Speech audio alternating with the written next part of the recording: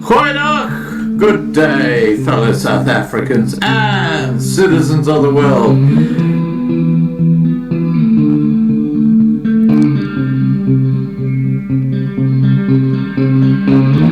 I've been looking around for salvation. I've been looking around for the truth.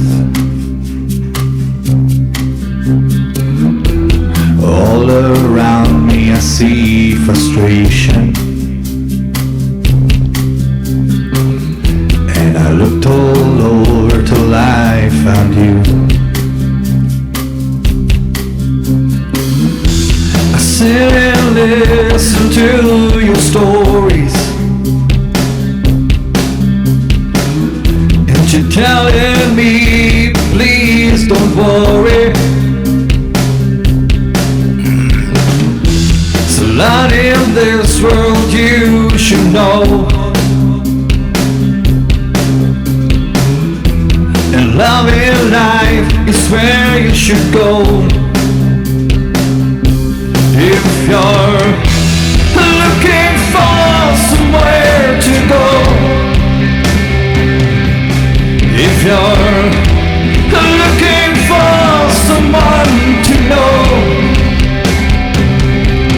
if you're looking for someone to guide you, then love in life will guide you.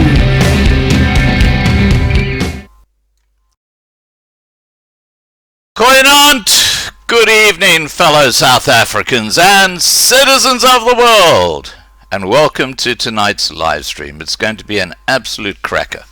Let me just turn on my light here. There we go. That's a bit better. Put a bit of light on the situation, huh? Right. Tonight we're meeting Rob Hutchinson, who was formerly Deputy General Secretary of COPE. Rob is the editor of the successful email campaign simply known as Dear South Africa. Over the years, his mailing list has increased to about 1 million recipients. And he is very knowledgeable about events in South Africa, which makes it very interesting. In this live stream, we will get to know a bit of Rob's background, what drives him, and then discuss his views on current events in South Africa. Before I get him, let me play you a short clip of what occurred earlier today at the Alexandra Township. It'll give you an idea of what's going on behind the scenes. Residents of Alexandra Township queued in numbers outside Marlborough Gardens Secondary School, saying they had been promised food parcels. Many queued from as early as 5 o'clock in the morning, saying they fear dying of hunger.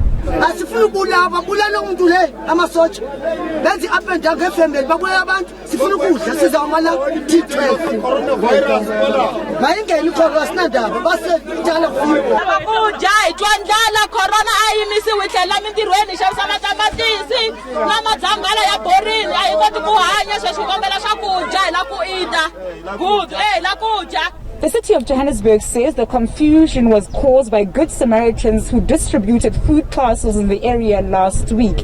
It's urging all those who want to do good to approach the city first. I think it was unfortunate that happened this morning, because I'm told that it was a partner of the city who came to distribute food a few days ago. They ran out and then they said to people they'll be back today, and they did not come back today. So we are wanting to deal with a centralized way of distributing food. We'll be making a call to all the NGOs that will be working with us. Of course, the Premier said we must depoliticize the distribution of food, and we'll do exactly that. With government urging each and every one of us to play our part in stopping the spread of the coronavirus, the reality is, with the lockdown, many fear not being able to put food on the table. Zikhona Chona in Johannesburg. Okay, now I put up a video earlier this evening which shows the results of this lockdown in the township areas, and not just the townships. In Brixton, in Johannesburg today, there was an incident which looked pretty nasty. Clearly, the lockdown has failed. All it has done is ensured that what is left of South Africa's fragile economy is now trashed, while many township residents ignore the social distancing, as you've just seen in that video I played you. This provides a perfect petri dish for infection by COVID-19. Right, let me get our guest on Skype. Here we go. Give me a second.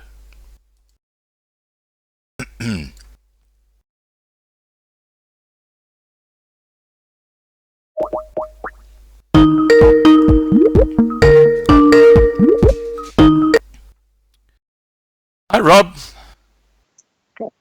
Hello, Scott. How are you? Excellent, excellent, excellent. Audio sounds fantastic, and I'm sure everybody in the side chat will agree. Right, now, let's get the show on the road. What I've just done by way of intro is just mentioned your background, Dear South Africa, etc. We've got about 250 people watching right now, which is a pretty good starting point. It'll increase. Now, what I'd like to know before we get into the current situation in South Africa, which is obviously pretty tragic, is a bit of your background, where you grew up in South Africa, a little bit of your history. No, okay, fantastic. Personal history here on the show for everyone to hear. No problem. whatever you're willing to divulge. Well, some I'll definitely leave out. Yeah, without a doubt. In my rough teenage years, without a doubt. Yeah. I was born in Cape Town. Grew up in Joburg there. Went to school did high school in the mid 80s and matriculated in 1989 from Parktown Boys High School, the one that has a horrific reputation right now. But yeah, graduated from there and then moped around for a bit, not knowing what to do with my life. And then I found a sort of a niche or an interest in advertising and marketing, especially on the strategic and creative side. So I went and studied that, worked part-time in a couple of music stores and print shops and whatever to pay my way for my own education. Was this after 1994? Yes, actually it was just after 1994. Yeah. Right. As I said, matriculated in 89, right, which was long before anything happened in this country.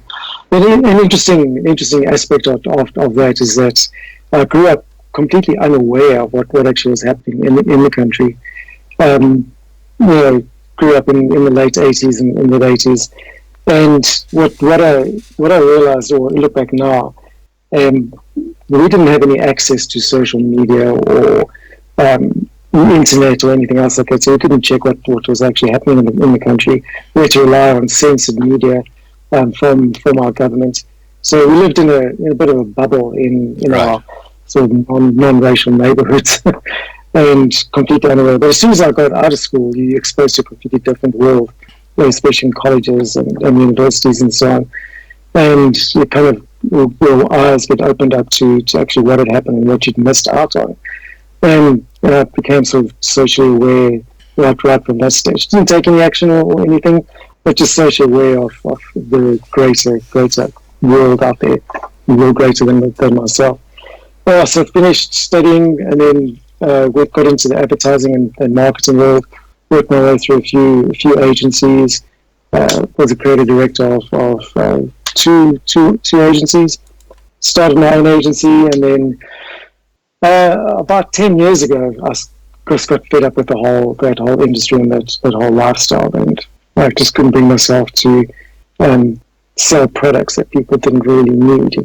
It was, at the end of the day, it wasn't the best product that was winning. It was the one that spent the most on marketing and advertising. Right. So I jumped out of that world and took an unplanned sabbatical, as it would be. And then I did what you do when you don't have anything else to do. Was I jumped onto social media, found Facebook.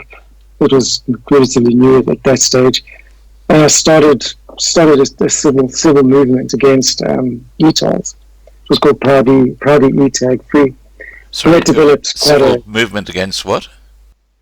against the ETOLs, which is the Gauteng the introduction ETOLs. of original tolling, Right. yeah. Right. And started a movement called Proudly E-Tag Free, which developed quite a substantial following in a short space of time. I had about 6 different Facebook pages and groups, all presenting different points of view and different angles and talking in a different voice to create the idea that there was this mass movement against it from all walks of society. Right. And yeah, that took off really well, and that eventually developed into ARTA. I was approached by Wayne Dudenhofer, and over lunch we just decided to join forces, and I was one of the founding members of ARTA, or founding directors of ARTA. That was a great time in the beginning. Lasted well, did some fantastic stuff, and then the organization kind of lost its way and direction there, resulted in a bit of internal conflict, and I left there about 3 years ago. I left there and then I started my current organization called Dear South Africa, which focuses on facilitating public participation in all government decision-making processes, including policy formation, amendments, from all levels of government, from municipal through to provincial, right the way up through to national and state-owned entities. And that's taken off really well. There wasn't this type of organization didn't exist in South Africa. Although our constitution does promote participation in policy formation, and it's a mandatory requirement of government to invite the public to comment on any draft legislation. They don't promote it, and neither does anyone else. Not so I just something. created When did you start Dear South Africa? Which year? 2018. It officially started in 2018. That's about January. Yeah. That's about 2 years ago. Correct. And yeah. how many members or how many people do you email to now?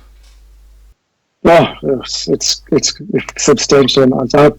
Our communication database, which is growing from the participants. As you participate, you become you subscribe to the communication database.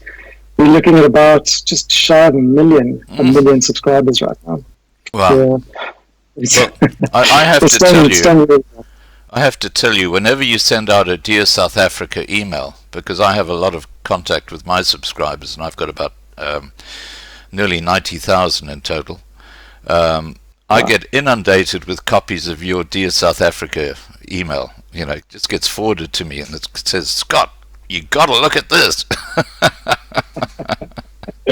Yeah, it's a bit of a problem now, because people just forward it all over the place on social media and WhatsApp and everywhere else. So I'd say your reach is a lot bigger than 1 million then. Yeah, well, to give you an idea, I can give you some website stats there. In the past 12 months, we've had about 140 million hits on our website. Wow. Which is, as you said, a lot more. We're not bigger than our database. Yeah. That is huge. Now, let's get into current events in South Africa. Is there anything else you'd like to add about your background before we get on to current events? No. Okay. No, I'm not into self-promotion, and I left out all the juicy and dodgy bits. So. Otherwise, we'd be here all night, wouldn't we? Yeah, probably. Okay. Now, I guess the elephant in the room with this COVID-19 situation in South Africa is a simple question. Has the lockdown worked? What's your view on that? Well, it's a very difficult question to answer, because we really don't have comprehensive data to show yes or no. My personal view is I don't believe it has. I think we perhaps might have started the lockdown slightly too early, before we had seen any activity, which is kind of skewed that data and that curve that they're trying to flatten. That alongside, there hasn't been enough testing, first of all, so we don't know how many people are actually infected yet. I think that testing is actually the elephant in the room, because they've been done so few tests. There's no way they really know how many people are infected. There's absolutely no way. Absolutely. And when you look at the small increase each day, and you have these clusters like the hospitals in Durban and like the prison in PE, where one person got infected, and just like on the cruise boats, all of a sudden half the people in the place have been infected. Can you imagine what that's doing in the townships where there's no testing? Because we know it's in the townships now. Absolutely. Well, I don't think we'll ever know the true rate of infection, because not everyone will get tested, and some people are asymptomatic and so on. So, looking at the infection rate it might possibly be the incorrect data. We should rather be looking at the death to recovery ratio. To me, that makes far more sense in judging a pandemic. Yeah. Right now, it's just running on assumption. And basing it on world data, which is completely inappropriate to the South African environment. Our environment is absolutely unique. It doesn't exist anywhere else in the world. That is the kicker. That is the real important point. Please carry on. Yeah. Yeah. So we shouldn't be following world standards or global standards that are in third world countries. We should be adapting and coming up with our own methodology surrounding testing or presenting statistics and developing a solution, or a proper lockdown solution, if you want to call it that.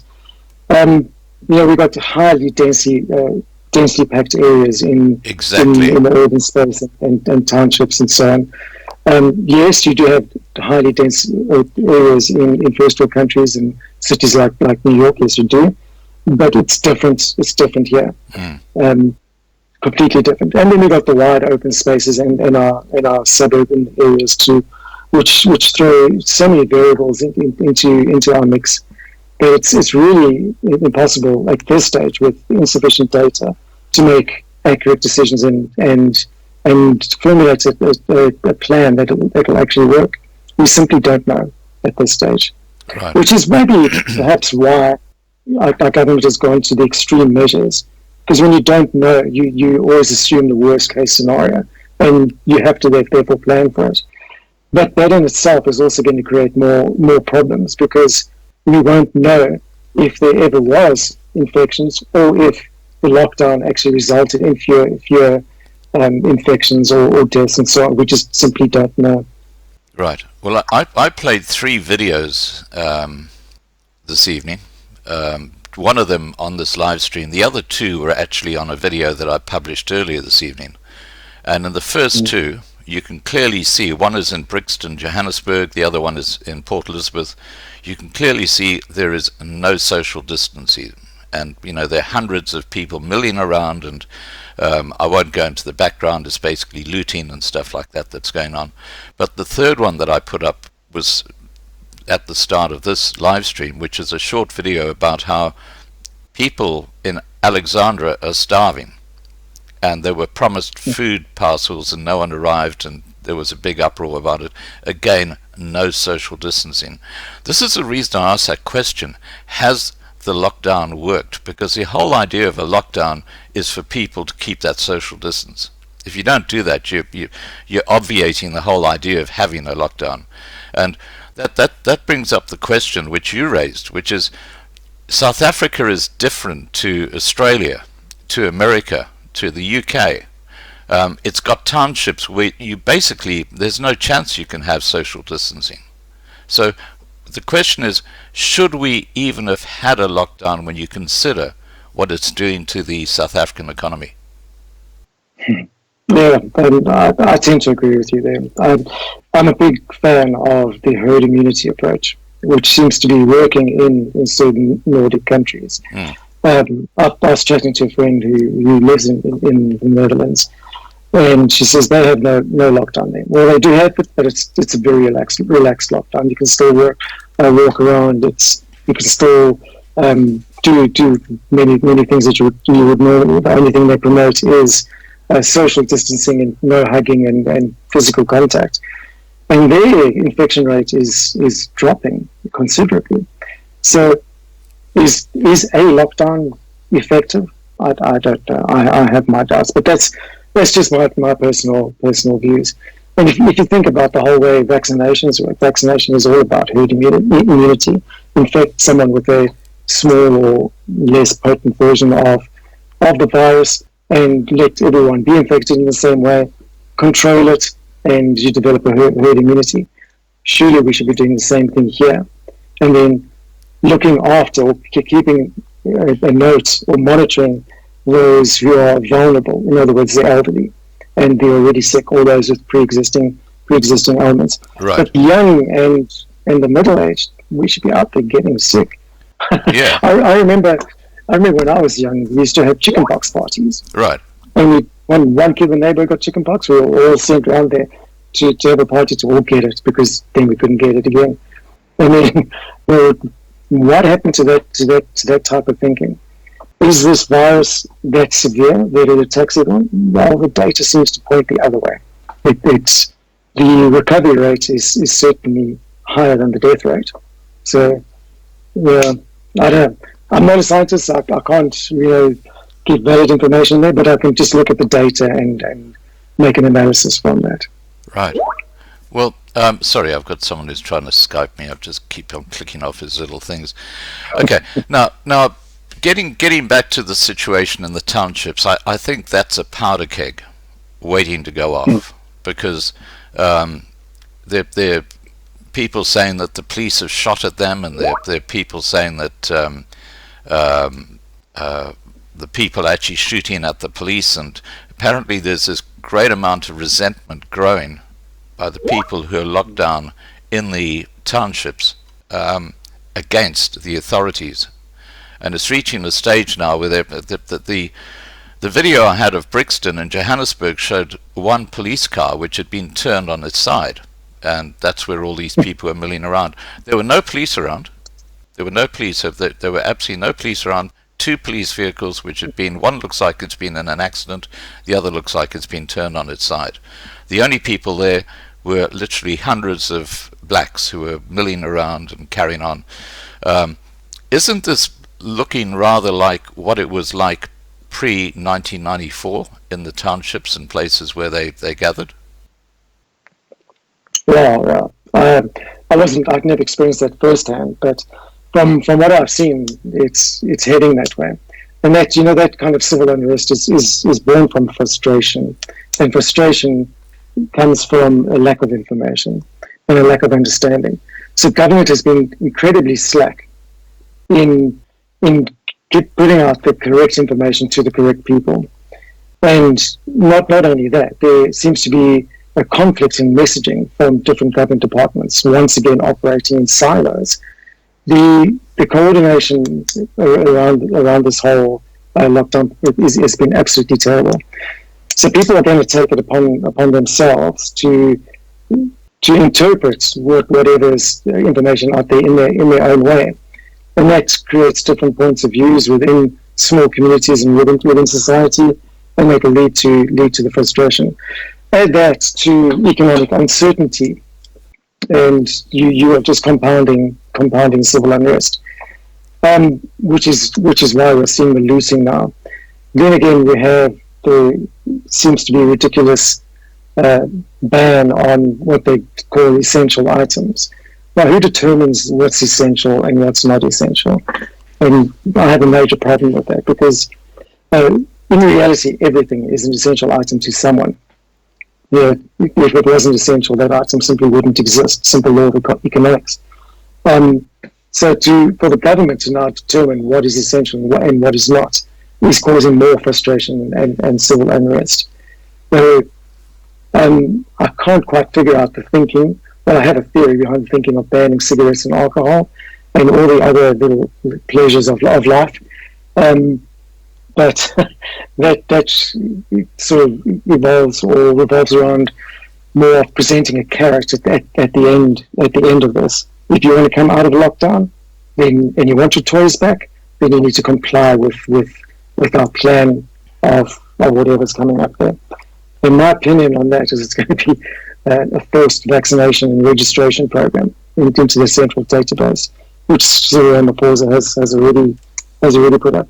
how civil communities, and especially the communities that you just mentioned, are going to react to that type of proposal is, I can't even think of how they will react.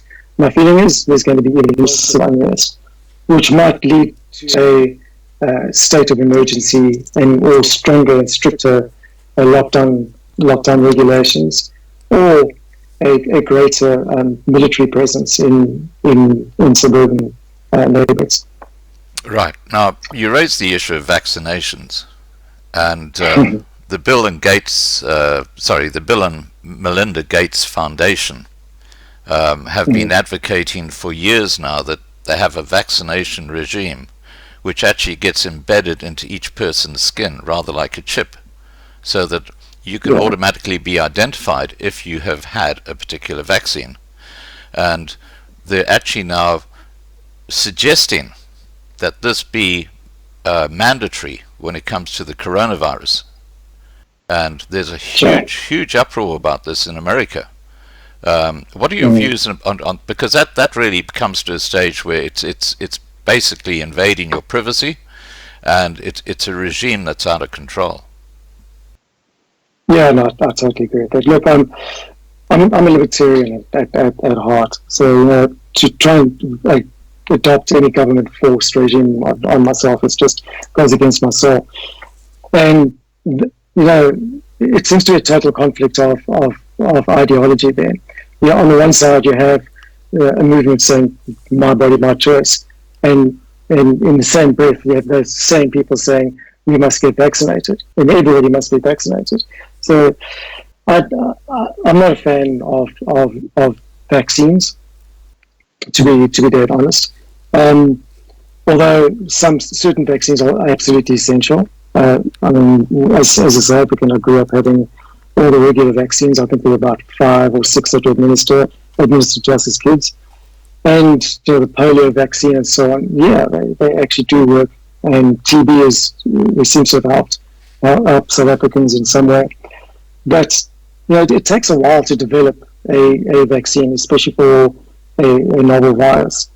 And my question remains around the Bill Gates Foundation and their vaccine is, how did they develop it so quickly? The vaccine plus the testing normally takes 18 to 24 months. Here they're talking about, I've seen some reports say they'll have something ready by mid-September. How did they manage to get this right? I know the answer to that. I know the answer to that. I can tell you the answer. In fact, we had a lady on, her name was Teresa. She's actually an Australian from Victoria. And she's been studying this area for years. And she's got the original patents, or copies of the original patents that the pharmaceutical company that the Bill and Melinda Gates Foundation fund, who actually have prepared these vaccines, and it refers specifically to the coronavirus. So this has been going on since 2006. Wow! I must remember there's different strains of coronavirus. Yeah, so this is but they've been involved in this for flu virus. Yeah, but they've been involved in this for many years. Jeez. It's definitely an area of concern, and there's no doubts about it. But I don't think it's run by Bill Gates and his foundation. Although a lot of people disagree with what I'm going to say. I think Bill and Melinda Gates and their foundation have seen an opportunity here more than anything else, and that's financially and power driven. And they're running off the back of something that they didn't plan.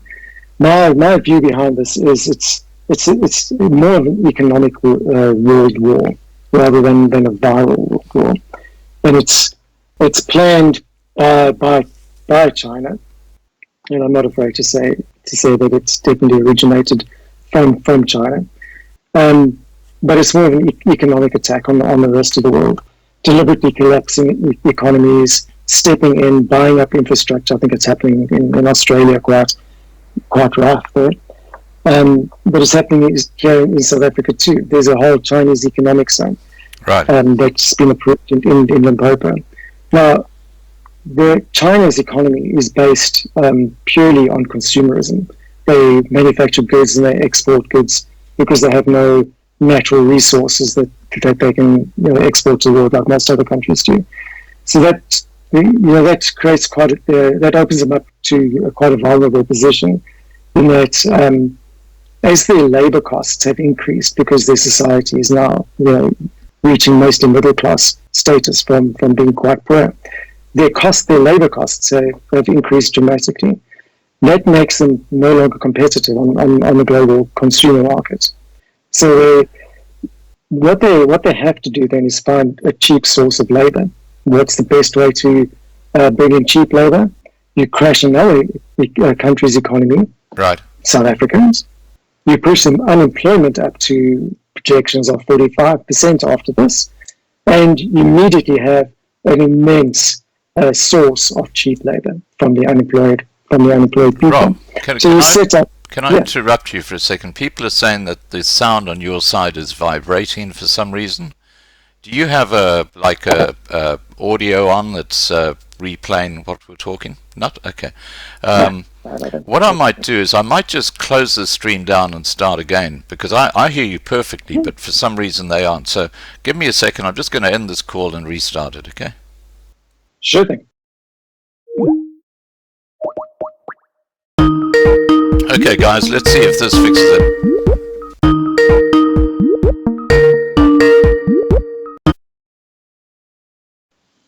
Hi, Rob. Hello. Okay, now we'll just talk, and we'll just see how people how people find it. Cool. Okay. Okay, I'll carry on talking about the China invasion in South Africa. Right. I've got a bit of feedback now from you. So that's my thought there. That it's an economic takeover through collapsing economies and creating a substantial cheap labor market. And if you look at other factors, especially in South Africa, number one is that Limpopo industrial zone, which is just pure. It's going to be it's called the Chinese industrial zone. Right. They even have their own power station and so on. Everything revolves around China moving their manufacturing and industry to Africa, and then once again being able to provide the world with cheap products made from cheap labor, right. And therefore resurrect their economy. Right. Crash other economies, resurrect your economy. Rob, Yeah. can you lower your mic volume a bit? Let me double check. Is it distorting? Yeah, it's distorting a bit, yeah. Okay. Give me a sec. Sorry, guys. It's okay. If I could see. And Jack says turn the bass and treble all the way down. Turn the bass and treble all the way down. If I could. Okay, wait. Can you hear me now? Better? I'll just see how it sounds. I'm hearing you perfectly. They say it sounds extremely loud. Okay, cool. So I've turned the volume on the microphone down then. Okay, let's continue and see what they say. All right. Okay. Great. I hope it's a bit better now. Cool. Yeah. Okay. So that's pretty much what I think about the Chinese invasion. Yeah. More economic than viral. Right. Okay. So what we're talking about is your suggestion that China is somehow going to use this as an economic wedge to basically take over economies. Yes. Yeah. That's just my opinion. Just looking at the bigger picture and trying to join dots where I can. Again, it's all based on assumption because there just seems to be a lack of information and serious conflicting information.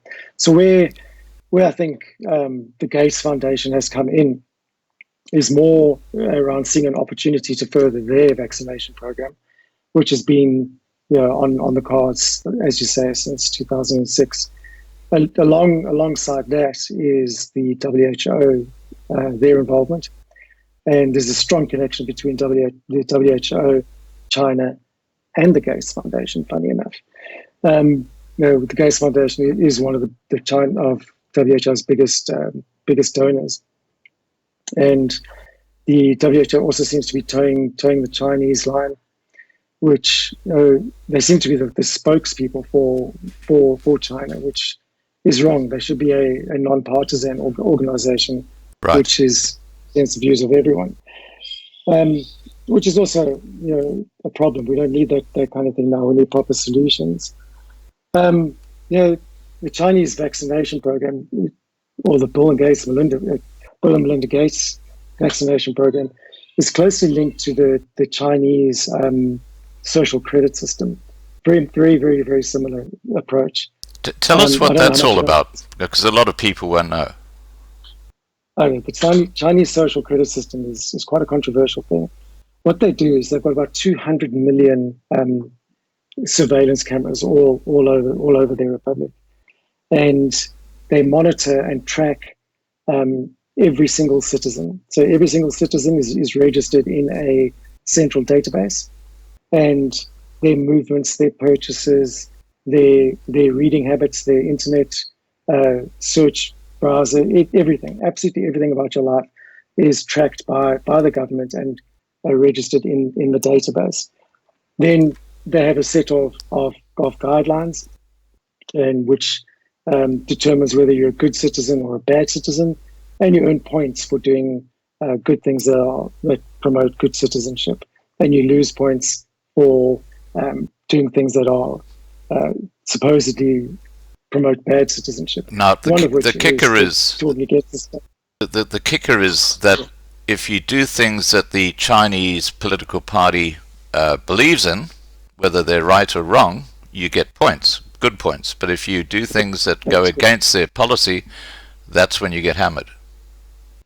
Absolutely correct. Yeah. So even if you say bad things about the government, or if you criticize the social credit system, then you earn bad points, or you lose points. And once you start losing points, you get down to a certain level, restrictions are placed on you. Those restrictions include you're not allowed to buy plane tickets or train tickets, or your movement is constrained. So you can no longer move out of your house, and you can no longer make certain purchases of, funny enough, essential items. They've got an essential item list as well. And if your score is too low, you can't buy non-essential items. So they punish you in those ways. And it's all policed by the citizens themselves. So you can earn points by reporting your neighbor's bad habits and reporting them to the authorities and so on. You can also lose points if you associate with people who have a low credit score. So Oh, wow. that whole it's a highly controversial thing, but it's been in place for almost 2 years now, and it's operating. My belief is that that system will see its way to a lot of other countries, in particular African countries, and more particularly in South Africa. The gateway to getting people registered onto this system is through a mandatory vaccination program. So my thinking is that we will be locked down in South Africa for indefinitely in various different stages until a mandatory vaccination program is introduced. And alongside that will be information we put into the central database, which our president has already mentioned has been set up at the CSIR. Alongside that, he also mentioned the mobile carriers are tracking our movements. And there was an article today from South African Police Service and the military, where they admitted they have been monitoring certain suburbs and certain roads and so on, and that they can see how many people have traveled down this from cell phone activity. So all of that is pointing towards creating the central registry.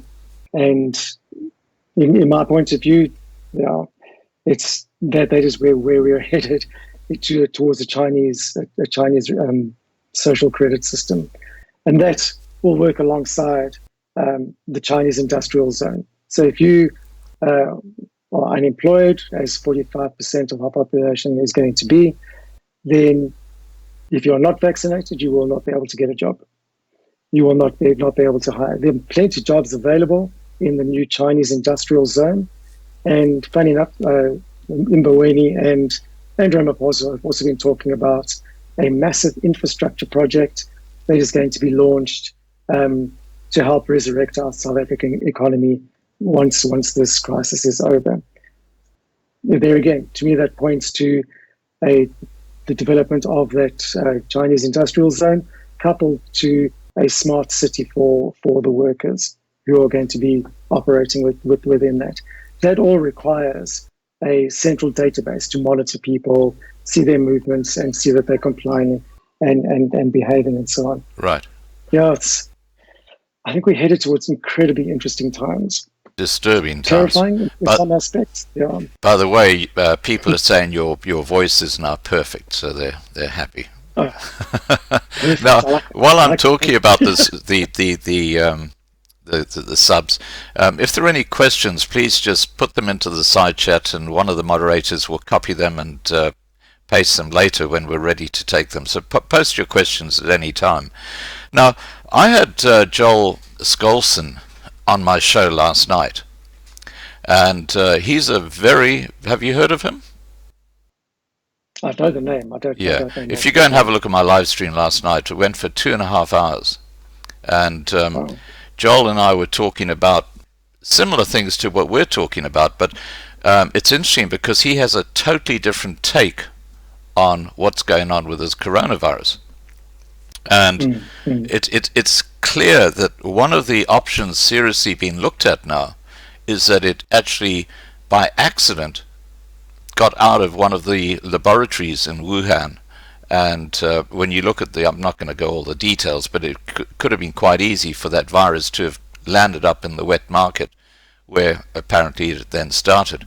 So there's a lot of discussion as to whether the COVID-19 is actually one produced by man, especially seeing it's got elements of HIV in it and stuff like that, which are the sort of thing that they do in these laboratories.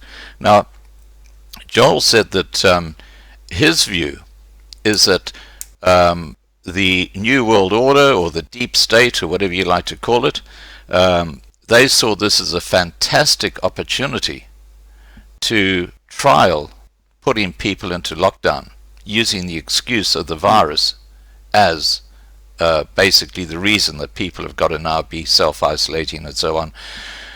And the reason they're doing that is to try and get people to get used to the idea that from time to time they will be told to self-isolate, and they'll get better at it, because they'll become basically trained as to what it's all about. And looking at the Deep State, he had some really interesting information that he shared, and it's quite extraordinary, because I'm hoping to be speaking to a lady in the US who's spent years studying what's going on with the Deep State, and she's come across these documents that are from the Rothschild Foundation, where they talk about how they're going to lock down the population and basically going to engineer various things so that they can bring in the New World Order. It is really interesting, because we live in really disturbing times. Now, I want to get away from the vaccination side for a second and just tell you what happened to Patrick. Now, Patrick is the fellow who runs one of the charities that we support. It's called Farmers Aid South Africa. He wants to deliver food parcels, a large number of food parcels, to whites who are absolutely starving in these squatter camps. I mean, they're phoning him up and they're saying, we haven't had food for days. There's one family, and I think I'm not sure what the town's called right now, but they've had nothing to eat. They're drinking rooibos tea to fill their tummies. That's all they got, rooibos tea. And what's happened is that Patrick is ready to go. He's got the food parcels. Went to the police station, and they said, no, we're not issuing any permits. So he can't get a permit now to take that food to these starving whites. Now, isn't that... Yeah, that's... Isn't that really disturbing that that's happening? Yes, it is. I have to question situations like that, to be dead honest. I mean, I'm I'm quite involved with policy formation and so on. So I've seen the amendments, and I've seen the government gazettes, and I've got copies here in front of me of the lockdown regulations and the Disaster Management Act. And inside that are permits. They're templates that businesses and organizations can make use of. Now, anyone can issue a permit. If you're a non-profit or an NGO, you can issue a permit to your employees that allows them to travel out and carry out their duties. Delivering food is an essential service, and I think it's actually listed. In fact, government's actually doing that now as well. Is doing food deliveries. You mentioned one happening in Alexandra, and another one happened today in Khayelitsha. So I find it difficult to actually believe that they were stopped and so on. What are the other mitigating factors there? What was there something else going on?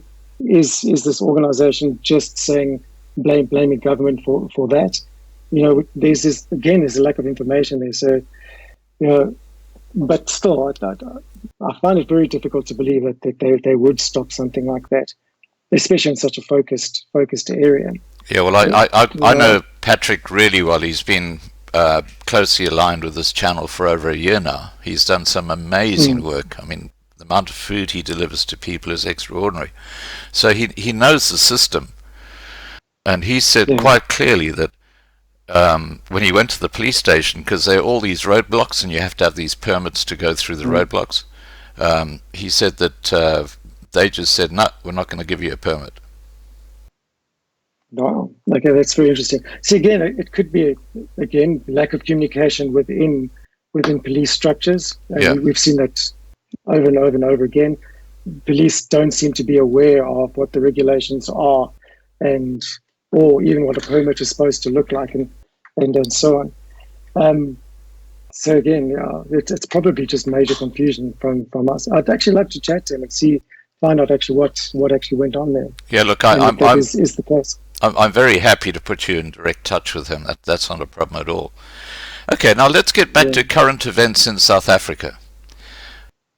Before this COVID-19 appeared and kind of just rocked the boat and threw everybody off it, and the economy as well. You've got huge companies like Edcon in South Africa who've basically said we're not opening our doors when you come out of the other side of the lockdown because we can't, we're bankrupt. It's destroyed us. Now, this is going to have a huge impact on the unemployment rate in South Africa. This is where I see the perfect storm, and I'd like your views on this. I see the perfect storm is that Moody's have just pushed the rand to junk, which means that billions of dollars worth of rands have actually left the country because legally these investment houses that have invested in South Africa have to take their money out once it becomes junk. So you've got a huge drain on the actual amount of money in the country. And on the other side of the scale, when you take the SASSA card and the pension payments, the social security payments, is going to be a huge increase in the amount of SASSA payments that are going to have to be made for all those new unemployed. How can South Africa, in its current economic situation, cope with that? We can't. If you look at the deficit in the budget already, there's just no way we're going to be able to find this money from anywhere, from any source. That's going to result in us borrowing money from pension funds and so on, simply because our government will not seek a bailout from the IMF or any associated organization. There might be some assistance from BRICS, which is their sort of partners in, DearSA, crime. But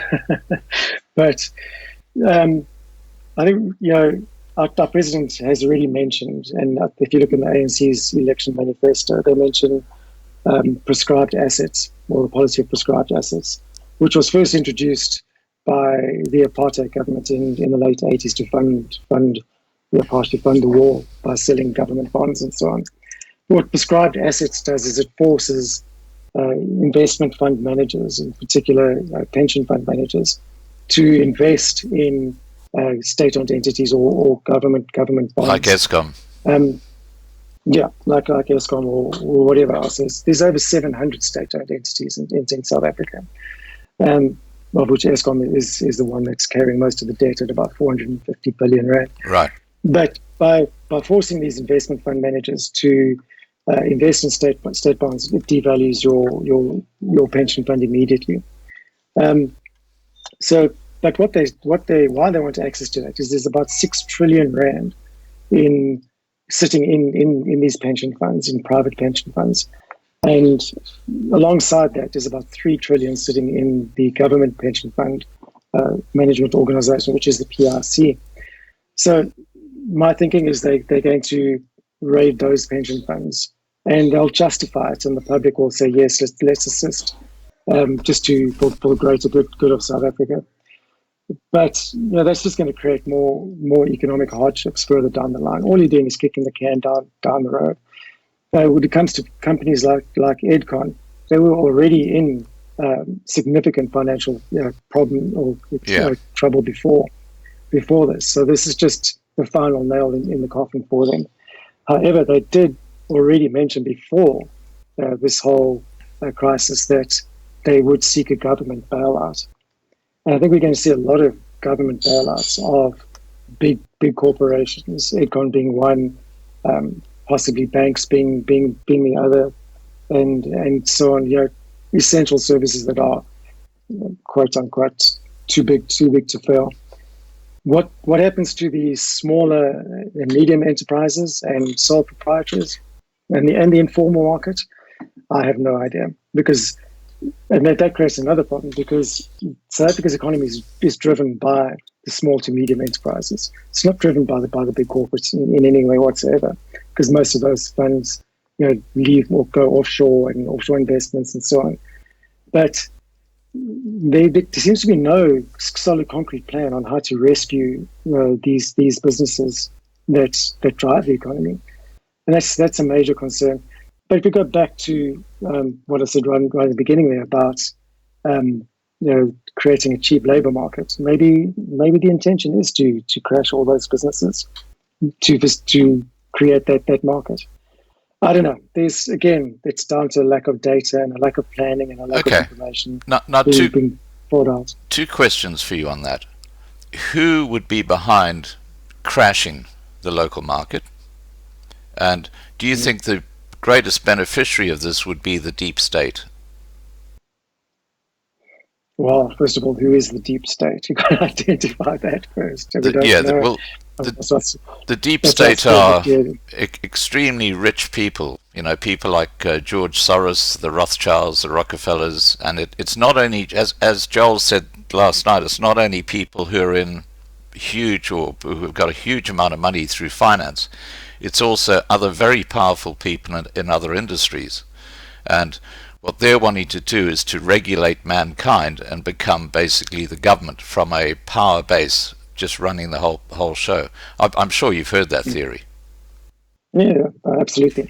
Now, my question around those kind of theories, I don't want to label them conspiracy theories because it's kind of derogatory. But my question around those theories or proposals is, to what end? How would they benefit from it? People don't do anything unless they can personally benefit, especially people with that kind of mindset. So start from the end and figure out what could they possibly benefit from that. If the answer is nothing, then why would they do it? It's not about them. Then you've got to look at some other source. Who is benefiting from this? My conclusion again is it's China, through their resurrecting their manufacturing economy, the consumer-driven economy, and they need to find that cheap labor source to do that. Right. That's my conclusion. Yeah. Okay. Well, look, I often talk about the Chinization of Africa by the Chinese, because clearly that's one of their goals. Now, are you suggesting that perhaps this coronavirus or COVID-19 was deliberately allowed to go across to other countries of the world, by people after Chinese New Year flying back to South Africa or the US or the UK, taking the coronavirus with them and spreading it into other countries. Do you think that was a deliberate action by the Chinese? No, I don't think it was deliberate. I think it might have been, these things travel in anyway. The flu virus tends to spread all over the world in no time at all, and that's why it's seasonal. Starts in the southern hemisphere and then moves to the northern hemisphere in the winter months. But if it was deliberate, I don't know. I really don't know. I don't think it was deliberate. I don't think so. It's really easily spread. There's a huge Chinese population in virtually every country in the world who travel backwards and forwards between that country and China. So it was very easily spread. I don't think it was intentional. I really don't. I think people have taken advantage of the situation now, which creates all those theories that it was intentional, because some people are definitely benefiting from it. But I don't think so. No, I don't think it was intentional. Yeah, it's interesting because now that China is it's apparently getting the coronavirus under control, and there are different viewpoints on that, but the official version is that they're getting it under control. They're now coming down so hard on foreigners who live in China. One of the fellows I talk to a lot, he's actually got a YouTube channel, who lives in China. He was called up before the authorities yesterday to go and see them, because he's actually a South African with a Chinese visa. And they demanded that he showed certain documents, including that he had no police record, things like that. He was given 48 hours to get these documents together, knowing that there's no way in the world that he could, because South Africa's in lockdown. And you know what the government departments like South Africa are like. But he was saying that there are a huge number of South African blacks who have been basically given the same ultimatum. If they don't have these documents within 48 hours, they've got to get out the country. And Sure. and I saw a couple of those. so and there've been videos of Africans being booted out of apartments, and it's not just Africans, it's other people. It's becoming a very xenophobic type situation in China. Okay, so I saw a couple of those reports and videos as well. You got to understand, China is a communist state, and you got to understand how the communist regime works.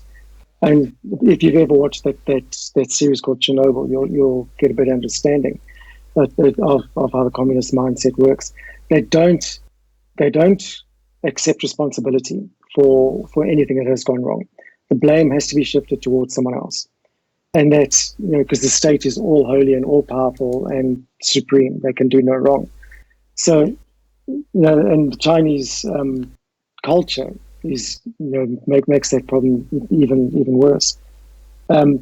It's very honorable, and you can't do things wrong, and respect the elders and so on. So, no, I don't think there's any deliberate nefarious intent there, other than the Chinese government is now trying to create a diversion and saying, maybe it came from here, maybe you started it, maybe you're spreading it, and so on. It's probably just singling out a different community to theirs to try and to push the focus away from what they might have done wrong. Yeah. And what they did wrong was not provide adequate information to the rest of the world when it was needed the most at that right time. Had China been more forthcoming with the information, saying we had the problem here, this virus has gone out of control, and so on, the rest of the world could have locked down the borders, placed restrictions on travel, and prevented the spread. Because they didn't do that, because they were in denial phase and no, there's no problem. Again, the communist mindset. They are responsible for the spread of this around the world. So obviously they want to find a different group or population or individual to blame. Right. Now, there has been a huge kickback on what's going on in China in places like Kenya, where the Kenyans are saying the Chinese have got to get out of Kenya now. They've got to go back home because of the way the Africans are being treated in China. So it's an interesting development that's going on right now. Now, I want to steer us back to South Africa. What's happened over the last 25 years is extraordinary. The amount of corruption, the amount of stealing, pilfering, these race-based employment policies like black economic empowerment and broad-based black economic empowerment, the way that's been used to empower and enrich what I call black privileged ANC cadres, because they've basically got no competition, because they know the right people. They've set up a shelf company, it's BE compliant, so they get the contract and put a huge markup on, and everybody's happy in as long as you're on in the crowd and you're sort of well connected. So there's absolutely no question that the corruption that's gone on in South Africa is huge. Now, no one, as far as I know, has actually been brought before a court in South Africa for corruption. Don't you think that's a huge issue? Of course it is. Of course it is. I mean, anybody who says otherwise is just a fool. Definitely, it's a huge problem, and there seems to be two sets of standards here. And I saw a tweet from our president yesterday that said anybody who defies the lockdown rules will face the full arm of the law, and so on and so on. I'm paraphrasing, of course, but it was definitely along those lines. And my reply was straight away, well, are you talking to us, or you're talking to the people sitting right next to you? Those who stole billions from us. Why aren't you taking the same decisive action against them? What's the hesitation here? And if you look through the history of the ANC as a revolutionary movement and political party, there is so much dirt inside that organization on everyone. So if anyone is too scared to act against another one because they know full well that they themselves are going to be exposed, nobody is clean.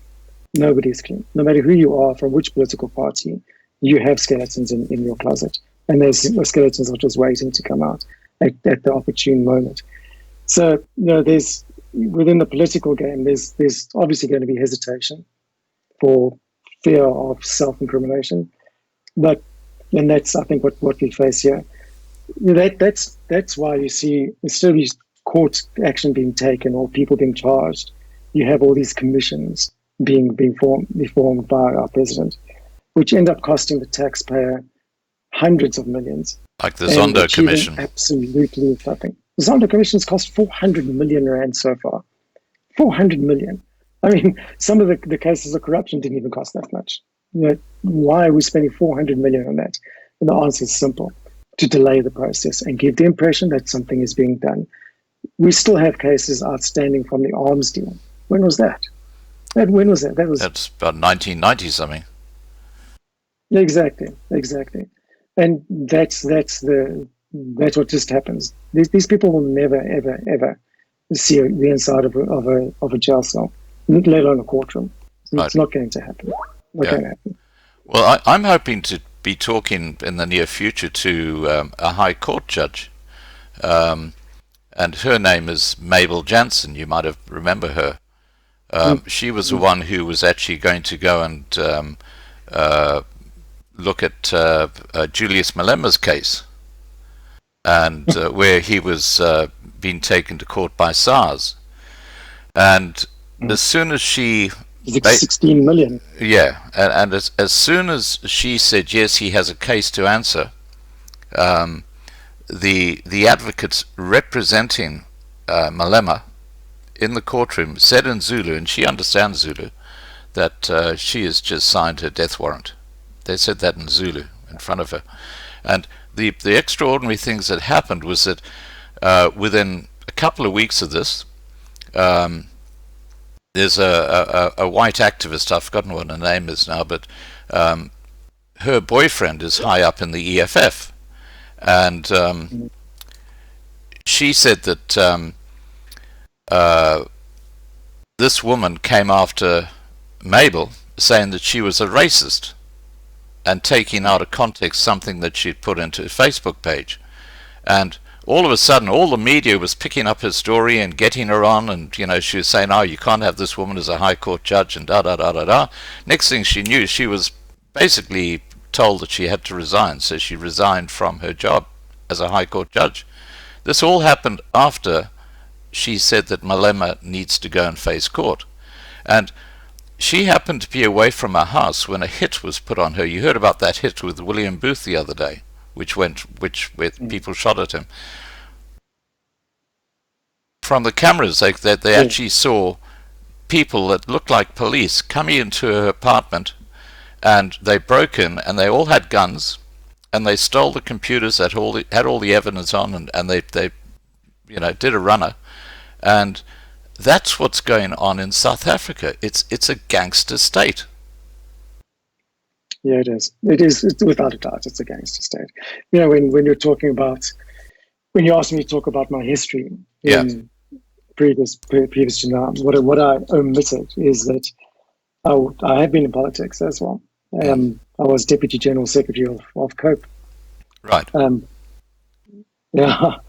So I've seen the inner workings of how political parties work, and I've seen the camaraderie between parties as well. And it's all a farce. It really is a complete farce. And you're absolutely right. It is a gangsters world, and it's run by gangsters. And not only gangsters, but dare I say it, sociopaths and malignant narcissists. And they're all in it for themselves. They pretend they're for the people.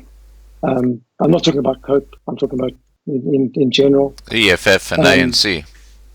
All of them. They DA have as well? self-interests at heart. Absolutely. Wow. There isn't one party which I would say is exempt from this. What about Freedom Front Plus? They have their own issues, definitely. I mean, there's a whole controversy about the nepotism in appointments there. No party or individual is, like I said, is free from. You should write a book. Totally clean.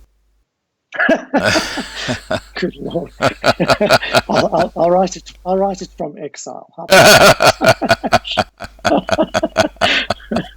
Might be a bit dangerous, right? I don't want the Hitler coming in my door. Talking about that issue when it comes to if you tell the truth, you're then going to have a hitter on yourself. What do you think about the new censorship laws that the ANC have brought in? Oh, which ones are you talking about? The coronavirus in particular. Speech.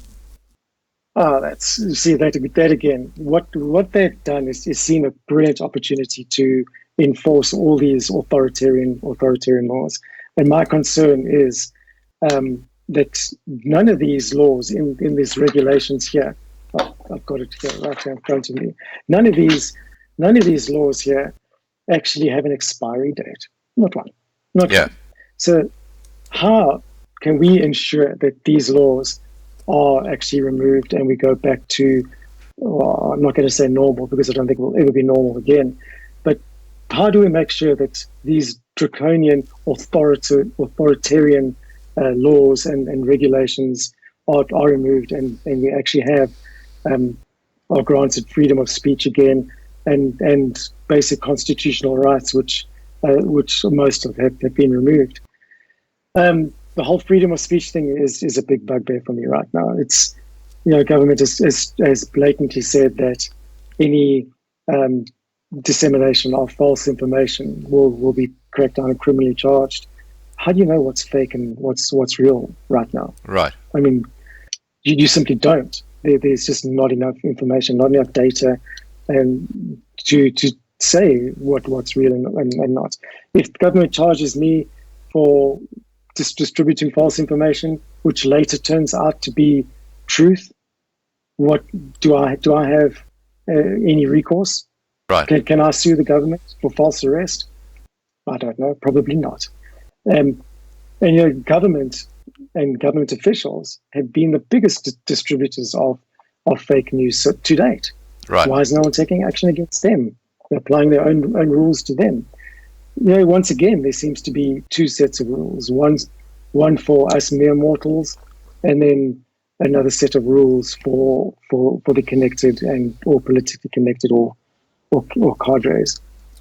Yeah. Well, I don't know. There's so much uncertainty during this time that everything is based on speculation. Yeah. We don't know what's going to happen. What I find incredibly disturbing is the caliber or the intellect of many of the ministers in the ANC Parliament.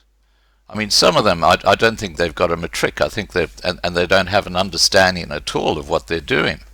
There are so many people there that just really, you hear them speak. I mean, you take Becky Cele, the Minister of Police. I mean, that guy, he with his hat that he wears, he looks like one of the mafia guys. I mean, he really does. And I wouldn't be surprised if I wouldn't be surprised if he had a bunch of shelf companies and he was selling the police all sorts of stuff and making a huge cut off the top.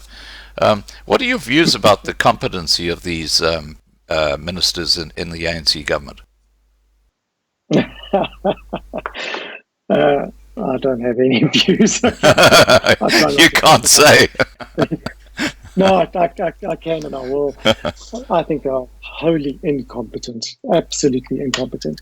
And that's the problem when you have political appointments, where people are appointed on their political score rather than on their merit score. It's absolutely ridiculous. And what happens then is they rely on a set of advisors, but they handpick those advisors, and those people that they pick are people who they want to agree with them. They surround themselves with yes people.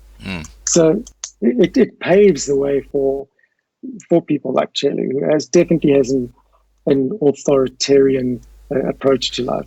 He presents himself as a 1920s gangster because he sees himself as a 1920s gangster. That's simple as it. And he's taking advantage of this situation to enforce his views, whether they're right or wrong, whether they are in line with the law or legislation, doesn't concern him. He wants to see his footprint and his legacy is going to be made here, and so all the other ministers. So what you're seeing is government operating in silos, and there's about 6 or 7 ministries involved in this crisis, and it's supposed to be one central command committee coordinating it all. But that's not happening. It's not happening. Each minister is issuing their own set of amendments to the regulations. We've seen so many amendments now, which again is creating confusion. We don't know if we can walk out in the street. We don't know if we can walk out dogs. We don't know, because again, conflicting messages. The Minister of Transport says one thing, Health Minister says something in total conflict. But they're doing it simply because they all want to make their mark. They want this crisis to allow them an opportunity to prove they are brilliant and they can do what they like and so on. Which there again, what's going to happen afterwards? Are they going to relax these laws? I doubt it, because they've got a taste of that authority now.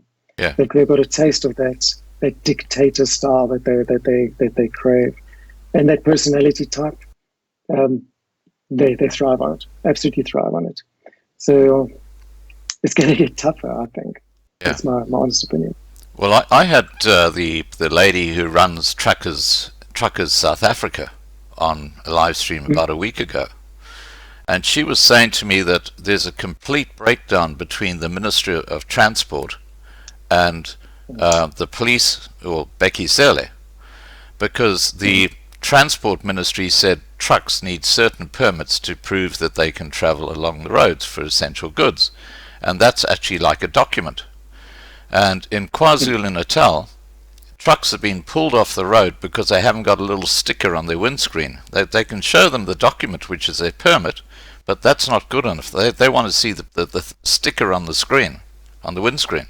And she's saying that they're actually being pulled off the road, and they have to just leave the vehicle, and while basically the vehicle's impounded by the police in KwaZulu-Natal. And she was saying that she sent an email to both ministers saying, hey guys, sort this out, because we're doing what the Ministry of Transport has told us to do, and the police on the road are taking our trucks off the road because we haven't got the right documentation. And she said that email, which she wrote, I think about 2 weeks ago now, has not even been responded to yet. No, that's exactly it.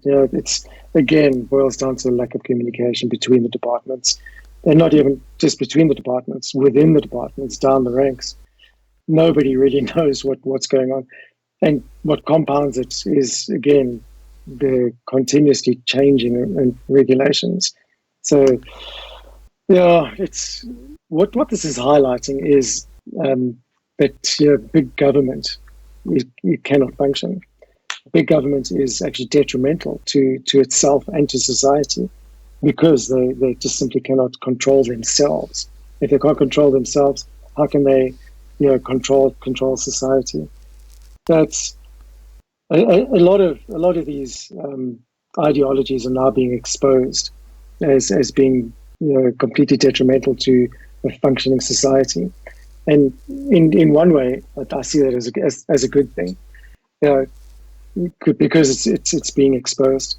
We had the ANC had all these grand plans which they try to implement during this crisis, and majority of them have failed. Continuous amendments, kickback from society, civil upheaval. Ministers are going to start fighting amongst themselves. I guarantee it, because they're going to have differing opinions of where to go and how to get out of this. So it's very interesting times when it comes to that. Will the ANC learn lessons from this? Time will tell. Somehow I doubt it, because their ideology and way of life is so deeply ingrained that they can never deviate away from it. So I don't know. Right. To answer that question, I have to say that I find it extraordinary whenever Hippo Eyes, we call him Hippo Eyes on the channel here, that's Cyril Ramaphosa. So whenever Hippo Eyes gets up and he makes a speech and he says all these wonderful things are going to happen, and that's it, nothing ever happens. And I wonder how long the general African population are going to take to realize that he's talking bullshit. I mean, he says whatever he feels like saying as if it's going to happen when it never is going to happen. And somehow, he gets away with it. What are your views on that? It's simple. It's rule number one of a revolutionary movement or liberation movement. They very seldom become an effective government. In fact, they never become an effective government, because rule number one of this type of politics is never give the people what they want. Never. Because your majority voting population, the people who vote for you, live on hope and prayer and promise. So you've got to keep them promising them stuff, but never deliver. Never deliver. Because as soon as you deliver, you've removed that need from them, and they will no longer vote for you. Well, that's their thinking. So they will never deliver. It will always be a promise. And all they do is they just perpetuate those promises in the next elections and the next elections, and then eventually they talk into a new generation of people who haven't been exposed to the previous disappointments or letdowns, and so it goes on and goes on. Our government needs to get out of that liberation movement and mindset, and it's not just the ANC. If you look at the EFF, that's what their whole movement is based on. There's an oppressor, and you're living in squalor because of them, and we can get you out of it. You just need to vote for us, and we promise we'll do it next time. Oh, we didn't win it this time. You need to vote harder next time. We need more votes so we can actually achieve it. because we can't do anything until we're in power. But we promise you when we're in power, we will do it. And so it goes on, it goes on, it goes on in a 5-year cycle, and just perpetuates itself. And then eventually, if you look at the voter graph, it's the younger crowd that votes for the liberation movement, if the younger crowd votes at all, because you can see a very low votes turnout there. And the older crowd tends to vote, that become wise to this, and they move away from the liberation crowd and seek proper parties which have sound economic policies and so on. And the older crowd will focus on policy presentation and so on, whereas the younger crowd will focus on hopes, promises, dreams, and so on, and very seldom look at underlying policies. If everyone looked at the policies of political parties, you'd see a very different outcome at an election. But that requires an educated voter. And because we haven't been focused on educating the general population strong enough, you will very seldom see a voter making an educated choice here. It's more an emotional mark on a paper rather than a thinking man's mark. And we can't just blame the ANC for the lack of education. I think the worst thing the old NP government did was not focus on education. If they'd focused on educating everybody, perhaps South Africa would be a very different place today. Right. Now, just talking about what you were saying there, and about the youth, the economic freedom fighters clearly are targeting the younger generation. Isn't that a huge threat to the future of South Africa? Because the ANC clearly is like an old party now. You've got the older people who are like the major supporters of the ANC, and it appears that a lot more of the younger people are now falling in behind Julius Malema, who is basically a radical party. Can you imagine what would happen if the EFF somehow got into government? I mean, what would the ANC allow that in the first place if in an election the EFF actually won power? Well, what would happen? No. Look, I don't think the EFF will ever come into power. I think they're too radical. And like you say, their voter market is very young. It's really a majority students, I think, at university, and then it fades out as people get older. When they first appeared on the scene, what was it, 12 years ago, then they had a different market. That market has now grown up. They're now not the youth anymore.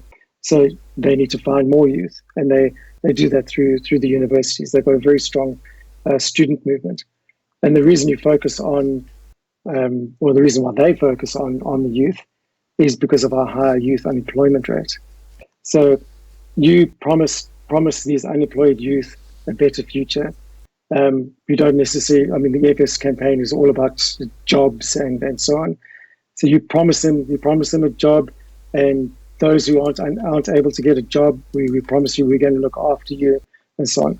Obviously, you're going to get the youth, the uneducated youth, or unwise youth. I don't want to say uneducated. The unwise youth are going to fall for that emotional claptrap. So that's why they focus on the youth. But I don't believe they'll ever come into power. I think they'll always be a sort of youth arm of the ANC. Their ideologies are extremely closely aligned. They both subscribe to that underlying policy of national democratic revolution, which is it's a basic straight out of the Communist Manifesto.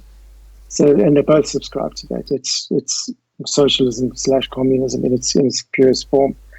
Lots of people think that that's a conspiracy theory, the National Democratic Revolution, but it isn't. It isn't. You can go onto the ANC's website and you can download the documents there and read them for yourself. It's an actual policy of the ANC. And the EFF seem to be the implementation arm of the National Democratic Revolution, because the National Democratic Revolution, the final stage of it is a violent revolution, a physical revolution. Okay, now I want to get on to that point, because first we've got about 400 people watching the live stream at the moment. I just want to address those people watching. If you just want to post any questions you might have for our guest tonight, please just put them in now, if our moderators can put them in now. And while we're waiting for those, you talked about the revolution. Do you think that one of the dangers about this lockdown is that South Africa is at such a stage that it could break down into a anarchy or a civil war or something that the ANC government can't handle? Without a doubt. Absolutely without a doubt. We've already seen that today. Today, the food trucks were delivering food parcels in Khayelitsha. There were absolute riots. Absolute riots.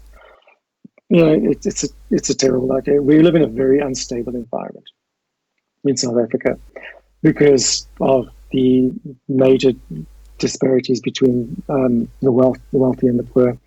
Not only that, but it's, a lot of these things are fueled and pushed by politicians because it furthers their agenda. I do think that if the lack of communication continues down to the man on the ground, the possibility of civil unrest is extremely, extremely, extremely high. And the longer the lockdown happens, the higher that potential will be. Things that can actually push us towards civil unrest is the police brutality, which seems to be rife absolutely everywhere. Police are overstepping their mark, overstepping boundaries, taking advantage of this. The military are really pushing boundaries. The military shouldn't be involved in this at all. They are not trained to deal with a civil or urban environment. It's absolutely crazy. But the police, this should be the police function right up until the last moment. If civil unrest does increase, that will lead to a state of emergency, probably in localized areas first, and which will be escalated to a national state of emergency at a later stage. And if you go back to the late 80s, it's an exact repeat of that. Exact repeat. Right. We're seeing lockdowns. We're seeing certificates needed to travel. We're seeing areas out of bounds. Restrictions placed on people. Freedom of speech is being destroyed. Censorship of the media is definitely on the cards. There's no doubt about that. It's even been mentioned. And that will start by censoring social media first, and then using traditional media as the government's spokespiece.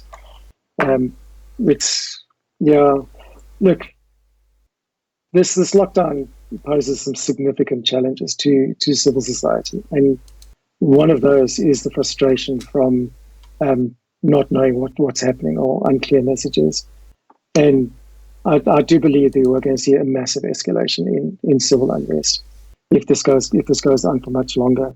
Looting is already absolutely rife, and that's only going to escalate. Yeah. Right now it's just of bottle stores, but that's where it starts. That's where it starts, and it's going to go further. Cell phone shops, communication, anything. Middle class suburbs. Going to be looted. Yeah, middle class. I don't think it will escalate into home burglaries and invasions and stuff like that. That's a huge step from where we are now.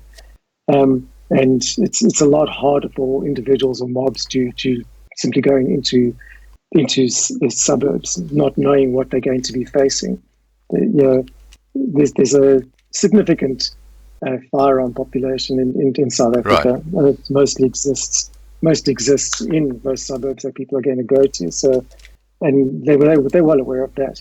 They'll go for the softer targets, which are the businesses which are closed right now, unguarded, unprotected, and so on. It's a free for all at those places.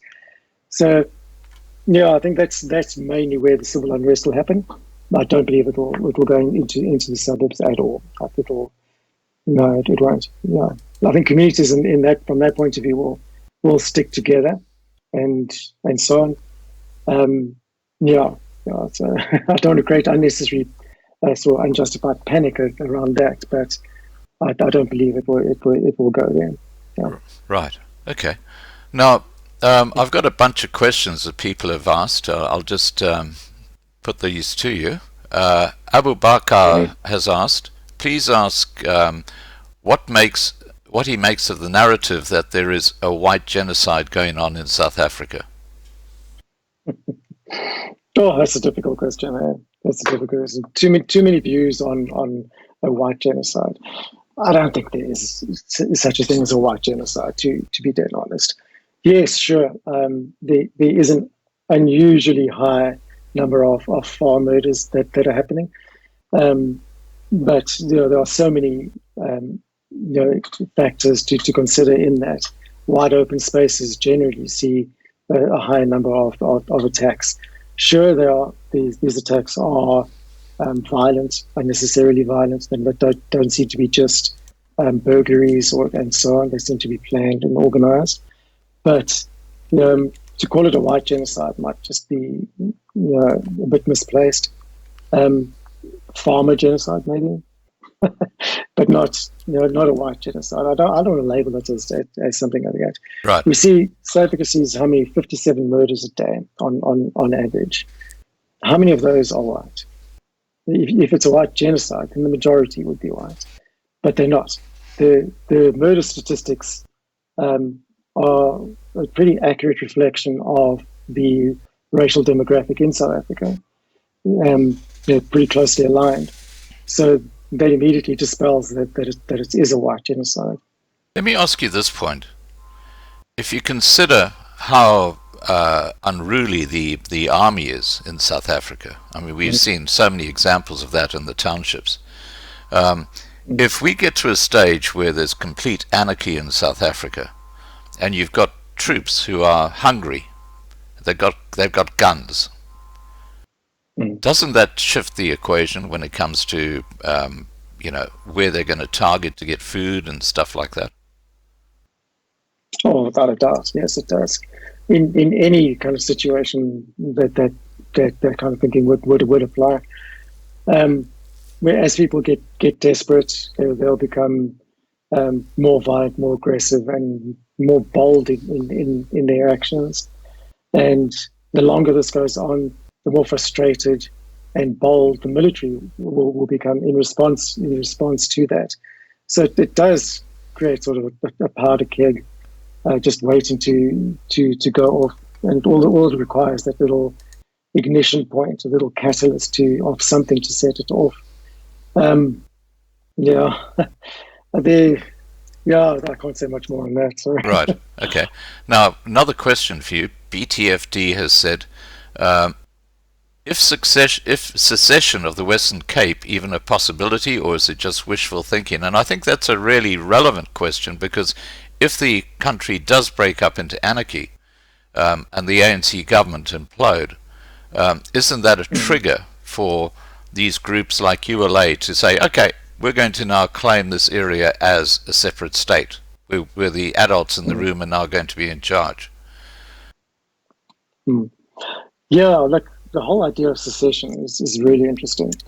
I think it might have been possible right up until the moment that huge gas and fossil fuel reserves were found just off the coast of Mossel Bay. Then it might have been a reality.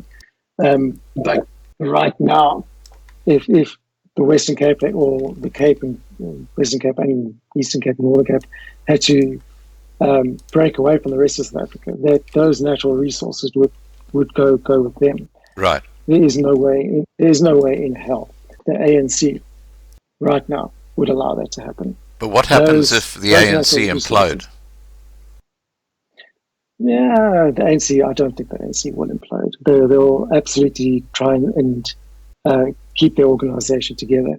We've seen several presidents in the past placing the party before the country, and they do that for good reason, because they don't want it to implode. You must always consider the tripartite alliance, the SSCP and COSATU and the ANC. So it's never just the ANC making decisions. It's all three of those bodies making decisions. And that is what actually holds that whole organization together. Sometimes they're in conflict with each other in their thinking, and that creates the factions.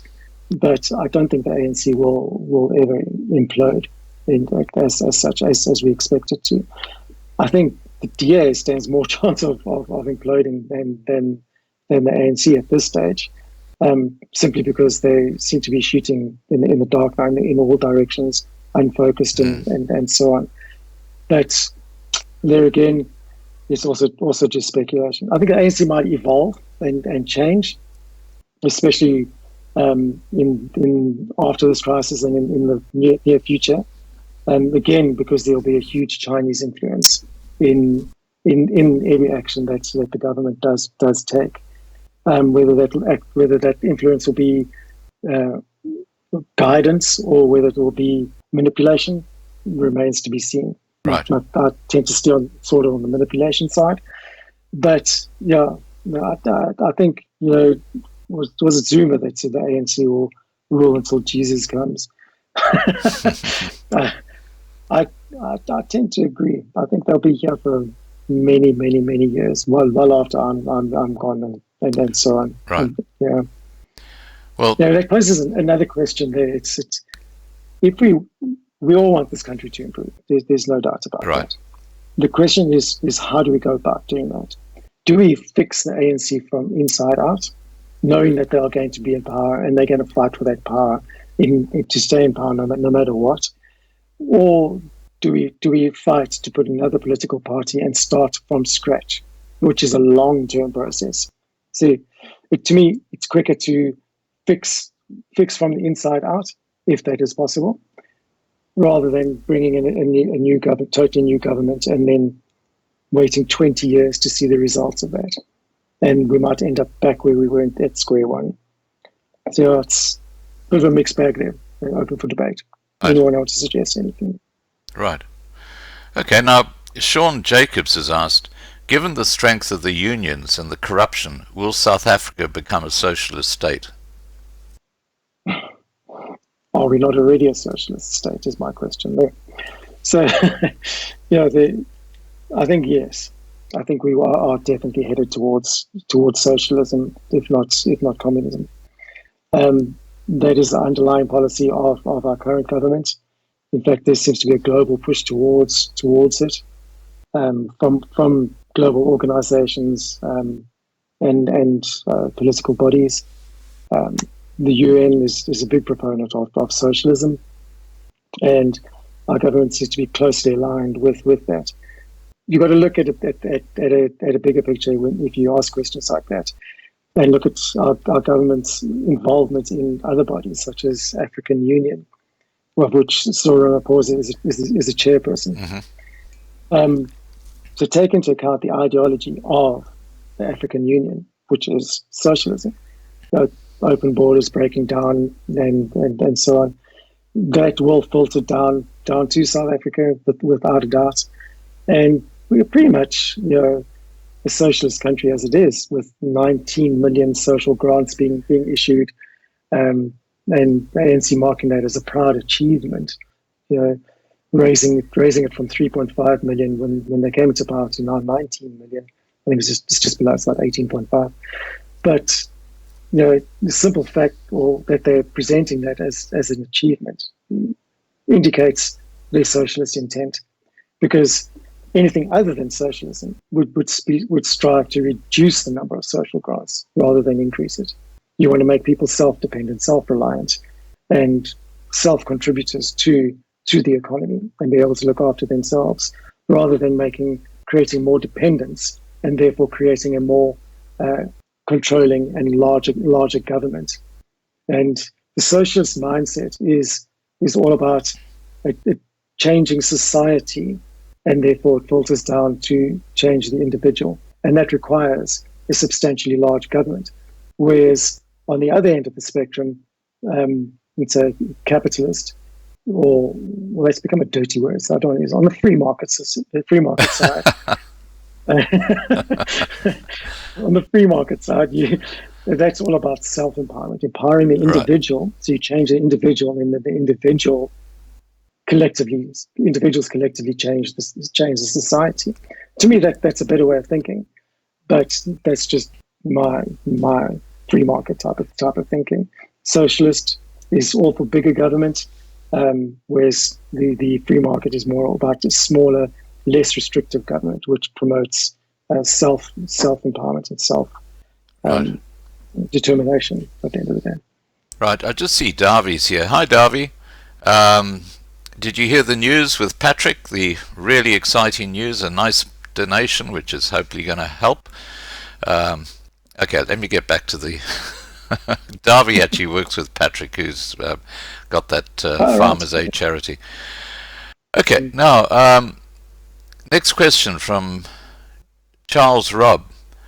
How does South Africa propose South African citizens partake and resolve the issues of the day? Independent states, as the Constitution provides for, or a coalition government? Okay, so again, that's a great question. Nice one. If you're asking for my personal view on that, I think independent states is the way to go. I really like the canton system, which has a federal government, but independent states and operations and so on. Large coalitions do not work. Coming from my political background and experience there, even if it's a coalition at a local government level in a municipality, one party wants to lead the coalition. Now, definition of a coalition, there is no leader. It's a group, and group decisions are made, and leadership comes from everyone. What the leader tends to do is try and enforce their ideology and views and opinions on the coalition. The coalition is just seen as your voting support for my ideas. And that boils down to you can't have parties who label themselves as opposition, because they will always oppose whatever decisions are made. That's their function. Right. So coalitions create more friction, and they tend to focus on themselves and inwards, trying to sort out their issues, and they neglect their constituents and their voters or their communities. Whereas if one party is in charge, they know they're in charge, they don't have to fight to stay in charge, and so on, then they tend to focus outwards on communities. I think a coalition government on a national level would be an absolute disaster. Nothing would ever get done. No decisions would ever get made, and the population at large would bear the brunt of it. Right. Okay, I've got another question here for you. Charles Castle Robb asks, how does Dear South Africa propose South African citizens partake and resolve the issues of the day? Right, thanks, Charles. A bit of self-promotion coming up here. Okay, so Dear South Africa. Okay, so what we do, or maybe it's not what we do, what the law and the Constitution states is that any administrative action that government wants to take, whether it be a policy amendment or new policy introduction or anything else, tariff increase and so on, must go out for public comment for 30 days. It's a bit unclear on whether 30 days applies, if it's on the national level or local level, but it must go out for comment. And the public are invited to provide proper comment. It's not a voting system, yes or no, are you in favor of this? That comment must be acknowledged and considered, and proof must be shown that that comment was used in the formation of this policy. So it's draft amendments and draft policies that go out for public comment. The government is supposed to gather all that stuff and all those comments and then formulate the policy to be in the best interests of both government and civil society. The problem is we don't see that happening, obviously. So the Dear South Africa facilitates that public comment, and we deliver it to government. We educate the public on what the amendments are and the impacts that they can have within the communities, provinces, or on a national level. Most issues in civil society are stem from a lack of policy, overbearing policy, or totally missing policy. So that's why you have to invite people to comment on it, create this policy, and then hopefully solve the societal issues. The public have to be involved in the policy formation, because it's impossible to undo legislation once it's been promulgated into law by signature of the president. It goes through dozens of steps before it gets to that stage. So once it's signed in by the president, if you try and challenge that in court, you're just going to end up spending a hell of a lot of money, and you're not going to be successful in what you do. So that's getting involved beforehand in the policy formation. Adopts the principle of prevention is better than cure.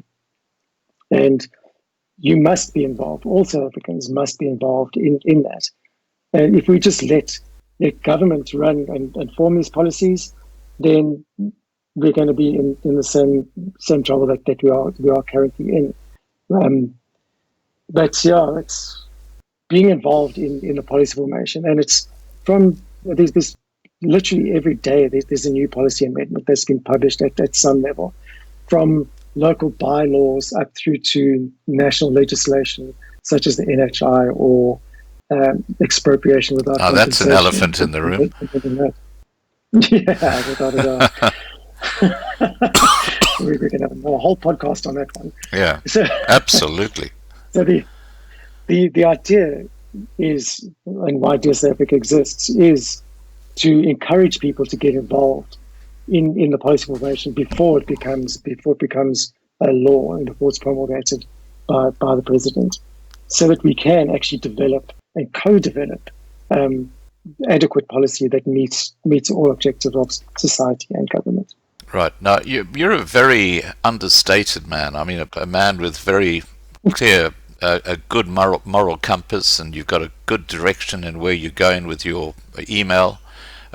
What I want to ask you is, have you had any successes as a direct result of sending an email out to your email list where, there's been a petition or there's been something else that people have been asked to get involved in, where as a result of your email, the government has had to say, whoa, we're going to pull away from this one?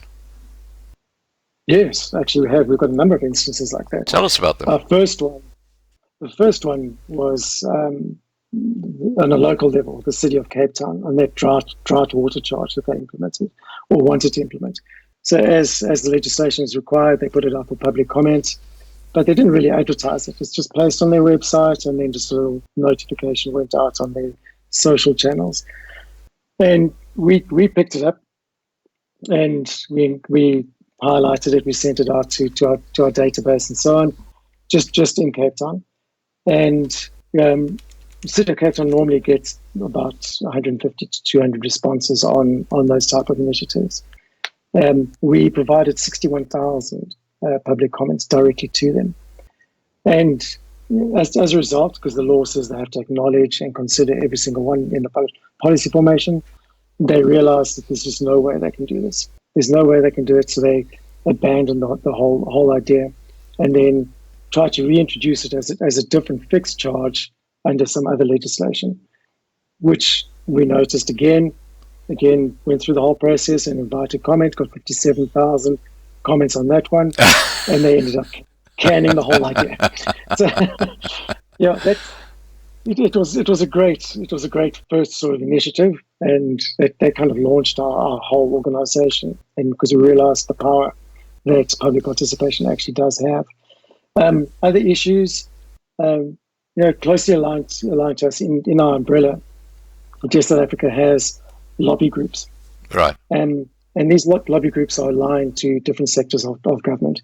We call them expert coalitions, and we've got Energy Expert Coalition, which is headed up by Ted Blom, and we've got the Finance Expert Coalition, which is Magnus Heystek and Mike Schisler, and then there's Health, Transport, social awareness, land and agriculture, and education, and so on, each headed up by industry experts. What that allows us to do is run proactive campaigns, which address certain issues. Energy Expert Coalition has been very successful in addressing Eskom tariff hikes and so on. And they formed a close alliance with the National Energy Regulator, DearSA, who is responsible for awarding Eskom the tariff hikes as they see fit. So if you look at Eskom's application, so Eskom applies for a tariff hike of up to 21%. We've seen in the past, or even 25% in some cases. DearSA has to facilitate that, and again, they open it up for public participation, and we've done a number of those there. On the one Eskom campaign, we received about 290,000 public submissions addressing that 25% hike, and through negotiations and through the public pressure which we presented to DearSA, DearSA only awarded them a 5% increase. So that's a win for public participation. Right. Just remember, it's not about voting yes or no. It's about providing quality input to shape that there. So, majority of public see it as a petition, but it's not a petition, because a petition is viewed by government as a single submission. No matter how many signatures you have, if you have 1 million signatures on your petition, each one of those signatories has agreed to the memorandum as stated in the petition. Therefore, government will only consider the memorandum as a single submission.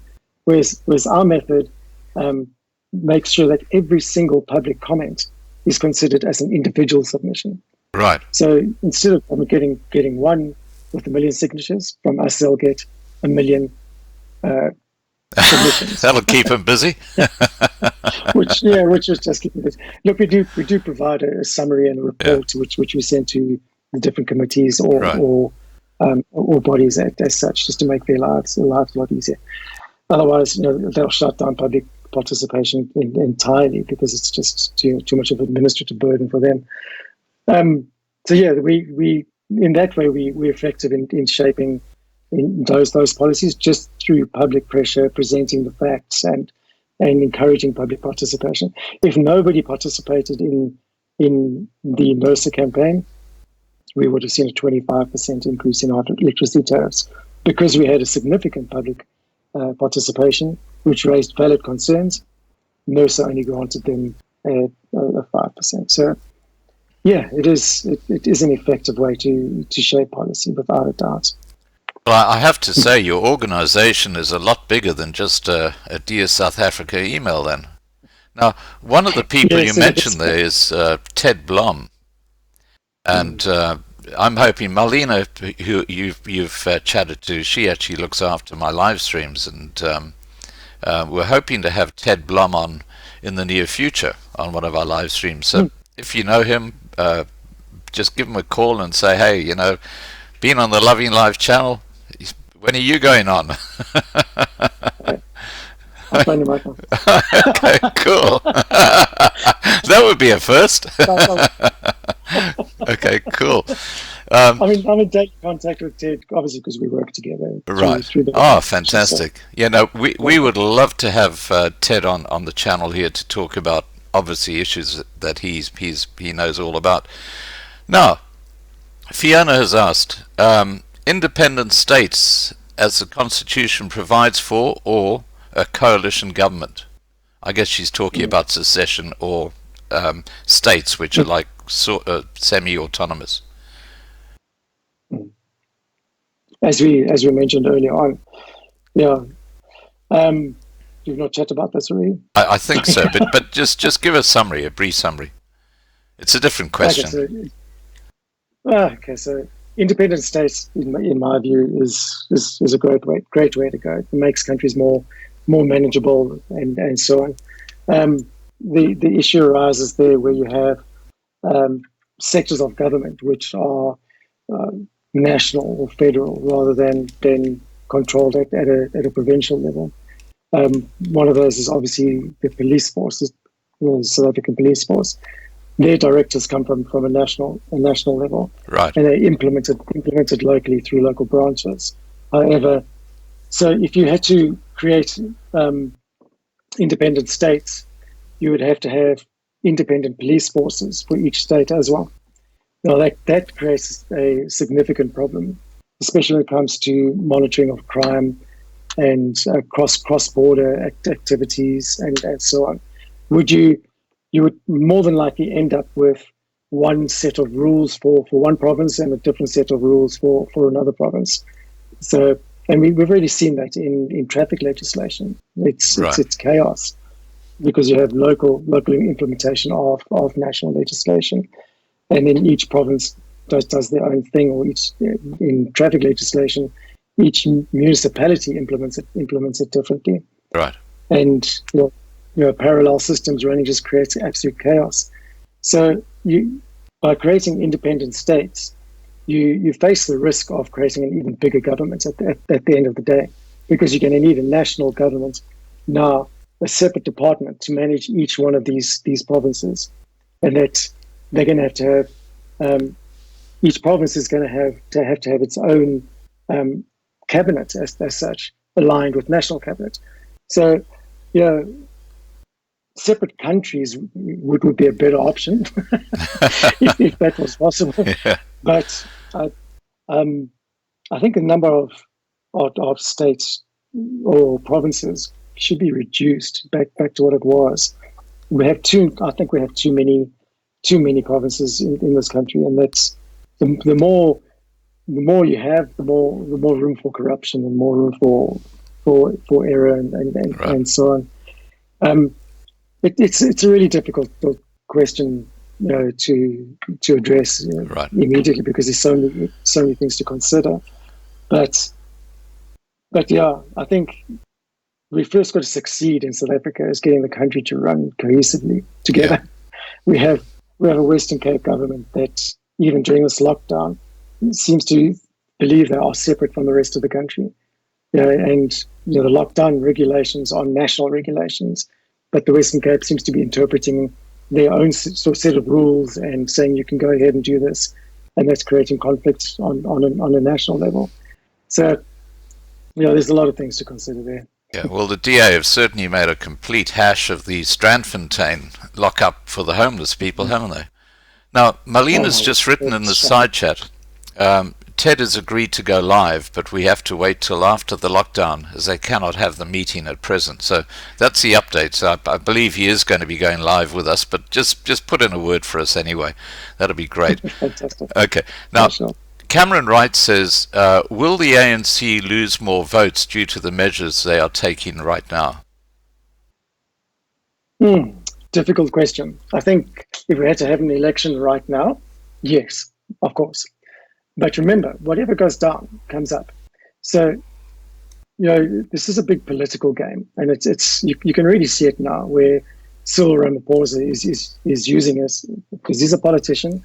He's using this to further his agenda and further his status as a president, and portray his ability as being a man who can take decisive action and put us on the right track. Right. And he's being praised for it in certain circles. So you got to consider what's the state of the country or the mindset of the voter going to be when the lockdown is relaxed, when the economy starts to pick up again. Local elections are only in 2021, and next national elections are 2014. So that's a long time for him to improve his status and for people to forget about this lockdown period. My personal feeling is ANC are going to grow. They're going to grow after this. Right. Yeah, at the national elections. Yeah. Okay. Now they would, like I said, we had the elections now. No, there's no way. But in fact, we'd see an incredibly low voter turnout because no political party has proven to be competent during this time. But there again, in the national elections in 2014, I think that will grow. Yeah. Right. Okay, we've got a bunch more questions here for you. We're just slowly working through them. We've had well over 400 people on the channel or on the live stream for a while. Functional Fitness says, Scott, well done for getting this guy on your show. I think he is the most reasonable, thinking, intelligent, and politically wise person I've listened to in a long time. I would vote for him to be president. So there you go. You got some people who think you're doing a wonderful job. Oh, good Lord. Thank you. Thanks for that. Politics is not my thing. I've been down that road. Not going to go back. Yeah. Not going to go back. Sorry. Right. Thanks for the vote of confidence. Great. Lucy Lockett says, has anyone received any financial assistance from the government for COVID-19? This is actually a very interesting point because of the BEE again coming into the assistance packages. Have you got a comment on that? Yes, I do. I think it's an absolute joke. Absolute joke. How can government even suggest the BEE portion of this relief? I think it's absolutely shocking. Absolutely shocking. If anything, they should have used this crisis to review their whole BEE approach and policy presentation. You can clearly see that in times of crisis, we are all equal. There's no black versus white here. Yeah, and exactly. For the government to turn this into that is absolutely atrocious.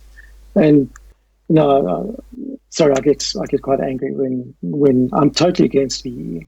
I think it's an absolute destructive policy that punishes people for things they're not responsible for, right, and rewards completely incorrect people. It's an absolute racist policy, and you cannot deny that. Absolute racist policy, and it has done nothing for the people who it was meant to assist. All it has done is create a black elite, and that is not beneficial to man or beast. So, yeah. Well, I call them black privileged because they keep on talking about white privilege. So put the shoe on the other foot. You know what I mean? Now, Abu Bakr asks, please ask if he thinks there is a link between the rising poverty among the white South Africans and BBEE, and I guess BEE. And take your time. I've just got to go and see the little boys in the room. I'll be right back. Okay. Wash your hands. Yeah, I don't think there's a link between white poverty and BEE. No, I don't think so. Because you're seeing a lot of smaller communities and organizations banding together and looking after their own. And that is the end result of BEE. You're going to isolate people into their groups instead of integrating different societies. I think there's a general rise in poverty in South Africa anyway, due to the employment rate and due to other restrictive government policies which prevent easy business operations, easy formation of businesses, and so on. I think we're seeing a general rise in unemployment and poverty across the board. It's probably you're more aware of it as you know, from being a white person and then noticing it, whereas it was pretty much hidden in the past within other communities. So no, I don't think BEE is the result, is causing white poverty in any way whatsoever. It's just an offshoot of the way things are happening in our society. The rich are getting richer, and the poor are getting poorer. Although globally, over the last 20 years, I think there's been a considerable shift in the poor people into the middle class, and that's a global phenomenon, and that is a result of improved health in society and in improved business practices and so on. South Africa perhaps we're going the other direction, Yeah, but I don't think it's as a direct result. You can't blame one policy. It's probably a collection of policies working against not necessarily white people alone, although BE does. It's a group of policies all put together, which are working against everyone. Right. Okay, I'm back. Hello, Scott. Did you wash your hands? I did. I was have to sterilize them. There you go. You got it all ready. Thank God you can't get the coronavirus through the screen. That would be a problem, wouldn't it? Now, CP has asked, you appear to have detailed clear insight into the problems faced by South Africa. Do you feel that South Africa will become a totally failed state? Take a deep breath before I answer that one. Yes, I do. Especially if we continue on our current trajectory through our government policies. I think we will. Are we not already a failed state? We're just living in denial. I think you're right. All indications are that we are already a failed state. I use the analogy that it's like a freight train, and it's a fully loaded freight train, and it's speeding full on, flat out along those train tracks. You can't stop that. You can't stop that train. There is no physical way that you could possibly stop that. What you need to do is just let it derail itself and make sure you're not on that train. I think the rails have been stolen. Yeah, can do that. Very good.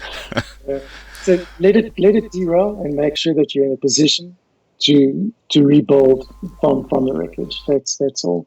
Anything that we should be doing now is preparing ourselves for that eventuality. The more prepared you are, the more likely you are to survive in the DearSA resurrection. But it's inevitable. It is absolutely inevitable. Right. Okay, now Horst has asked, why are never the clever people in politics, but rather in private industry? If the intelligent people are in politics, we would have no problems. How does Rob view that? If the intelligent people are in politics, we would have no problems. I think there are intelligent people in politics, but you must understand politics is not what you think it is. It's not what you think it is. It's motivated by self-interest 99% of the time, and with 99% of the individuals in there. My feeling is, being on the inside and being exposed to that, I don't see the point of politicians in any way whatsoever. They serve no purpose to man or beast or anything in this country. They really don't. And all they do is create friction, cost us millions, and make incorrect decisions. And all their decisions and policy formation is not by the politicians themselves. It's by advisory groups or consultants, or sometimes, in fact, more than sometimes, it's international bodies writing our policies. And politicians' duty is just to make sure that those policies and decisions are actually implemented, so that those bodies can benefit. The reason I'd say the more intelligent people don't go into politics is because they can see through that farce, and more intelligent people can make a better income somewhere else, in other initiatives. Politics is great for earning a fantastic salary for doing literally nothing. Yeah. And that's what they do. They sit on their big fat asses. Now, wow, that's a plane going overhead. I haven't heard a plane in days. I thought we were in lockdown. Anyway, Electric Fan, I think that's his name. That's an interesting username, Electric Fan. It must be really hot where you live. What happens to BEE when Africa becomes one economy? I think he's talking about the union. Yeah, when it becomes. We're convinced it's going to become. Well, first of all, that's not going to happen. There's just too many countries in Africa. And too many tribes. Yeah, I agree. 100%, yeah. too many tribes and too many dictators. Yeah. All each wanting to be in charge. So the dream of the African Union will never materialize. It will always be a body that is funded to the tune of billions by countries and overseeing its own personal interests and certain agendas and implementing those, but it will see the same fate as the European Union at the end of the day. Yeah. And that's a working example then. And there's no doubt that it will face the same collapse there, without a doubt.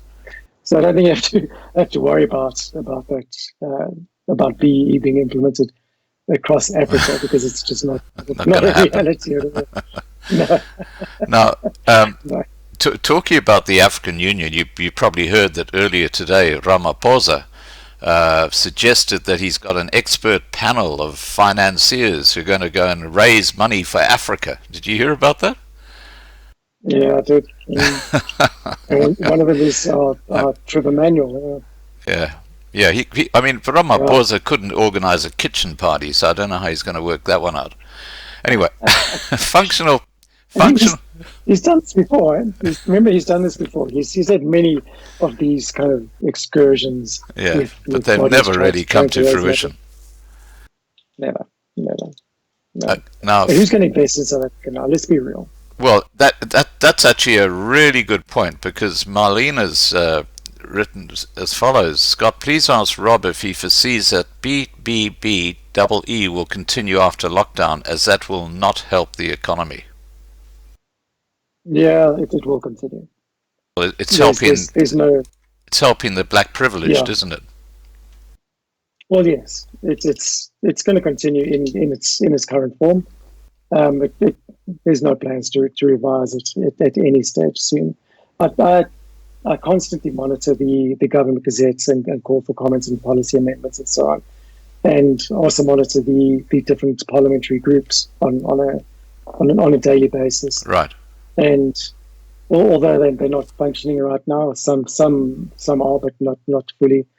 There's been no talk about modifying or addressing or amending BEE status in any way whatsoever. So it'll be business as usual after that. I think they'll retract the BEE policies that are currently within the lockdown as regards relief. I think due to public pressure and societal pressure, they will retract those. But once it's over, it'll be business as usual on that front. Right. Okay. Now I've got one final question here. It's gone well over 2 hours, but that tends to happen when a live stream goes well. Functional Fitness asked, Scott, please will you ask Rob his opinion on the DA's proposed phases of lockdown, green, yellow, orange and red, on how they could be realistically implemented, if they can be. Okay. Glad you asked that question. I think it's a shocking idea. And I know I'm not going to be popular for saying that, but I think it's a shocking idea. If you have a phased approach, you're going to create such division within society. How do you define or categorize people as to say, okay, this group can be more relaxed than that group? Because that's what their proposal says. It's if you meet certain criteria and so on, you can have a relaxation on your lockdown. That is detrimental to our society as it is, and to me it's going to create more civil unrest. It's a recipe for disaster. That's my main gripe against it. It definitely highlights our differences, and it's going to create a clear division between the haves and the have-nots. Those who have access to private health care, quality vaccination or quality medicines and so on, which is obviously the upper class, and it's got nothing to do with race here, it's class, will obviously get released from lockdown before those who don't have access to those kind of services. So those people are going to become dependent on the state to making those determinations. I think the idea of it on a surface level is it's a pretty decent idea. But in reality, the implementation, I don't think they've thought of the consequences, and those are mostly around societal conflicts and societal differences, especially in such a diverse society as South Africa. The only way to get out of this lockdown is to apply a one rule that suits all. Everybody must be deemed as equal, no matter what class, race, what gender, whatever you are, and then the same rules apply to everyone. And even, which is definitely not present in that proposal, and also linking it to even from a communication and marketing point of view, linking it to what did they do? They linked it to the load shedding. They called it like load shedding kind of logic. Calling it that is putting yourself on the back foot already. Load shedding was detrimental to South Africa and detrimental to the economy, and it got people and individuals certainly angry about the government. So saying that this policy proposal, which is going to clear South Africa and resurrect us, is like load shedding, is a bad mistake. It really is, because it's really negative. So yeah, from a policy formation point of view, I think it started off, the outline started off great, and it seems like a good idea, but you scratch below the surface, and I'm sorry, there's too many negative points to it, and serious negative points for it. Right. Okay. Now, Abu Bakr has said, and I'll just keep this as the last question because it's getting late in South Africa, and I really appreciate the time you spent with us, Rob. Okay, sorry, Davy Oosthuizen said, Sir, ask Rob what he thinks about the commercial farming sector. Will it survive or will it be left in ruins? I think it will survive. If anything, that sector is going to see a major cash injection from government, simply because we can't have a starving nation, and the rand has taken a serious knock during this time. We've downgraded; it's almost 20 rand to the dollar, and so on. So we can't be relying on imports, because that's just going to create incredible inflation on basic foodstuffs. The solution to resurrecting our economy after this period would be to focus on areas of manufacturing, farming, production, and so on, bringing all our industries in-house rather than exporting all those services and then re-importing them at a higher rate. If we place tariffs on imports and then focus on resurrecting local manufacturing, industry, and farming, I think that'll be the best solution to resurrecting our economy. So if government, that's one of the proposals that we're actually going to put through to government in one of the campaigns that we're running right now, the amendment to the regulations, is to focus on those economic benefits of bringing all those industries in-house, providing cash injections to the farmers and industry and so on. The risks behind that, you opening the door for expropriation without compensation within that sector, and so on. So these are obviously associated risks. But no, I think government would be stupid if they did not focus on, especially the farming community in one way or another. Right. I had the assistant general manager of TLUSA on a live stream a few days ago now, and he was talking about the crisis in the farming industry. And one of the things we talked about is that during this lockdown period, the ANC government have made 2 billion rand available to farmers, to try and sort of help them keep afloat. But the criteria was such that it clearly shut the door on commercial farmers, because the criteria to actually get a grant under this fund was you had to earn between 50,000 rand per annum to R1 million per annum, and R1 million is about what, $50,000 US. I mean, commercial farmers, they would be earning tens of millions of rands to keep their operations going, which effectively shut them out of this 2 billion rand fund to keep people going. So these are the sort of tricks that the ANC government is playing. Do you have any comments about that? Yeah. If you think of again, you've got to step back and look at the bigger picture there.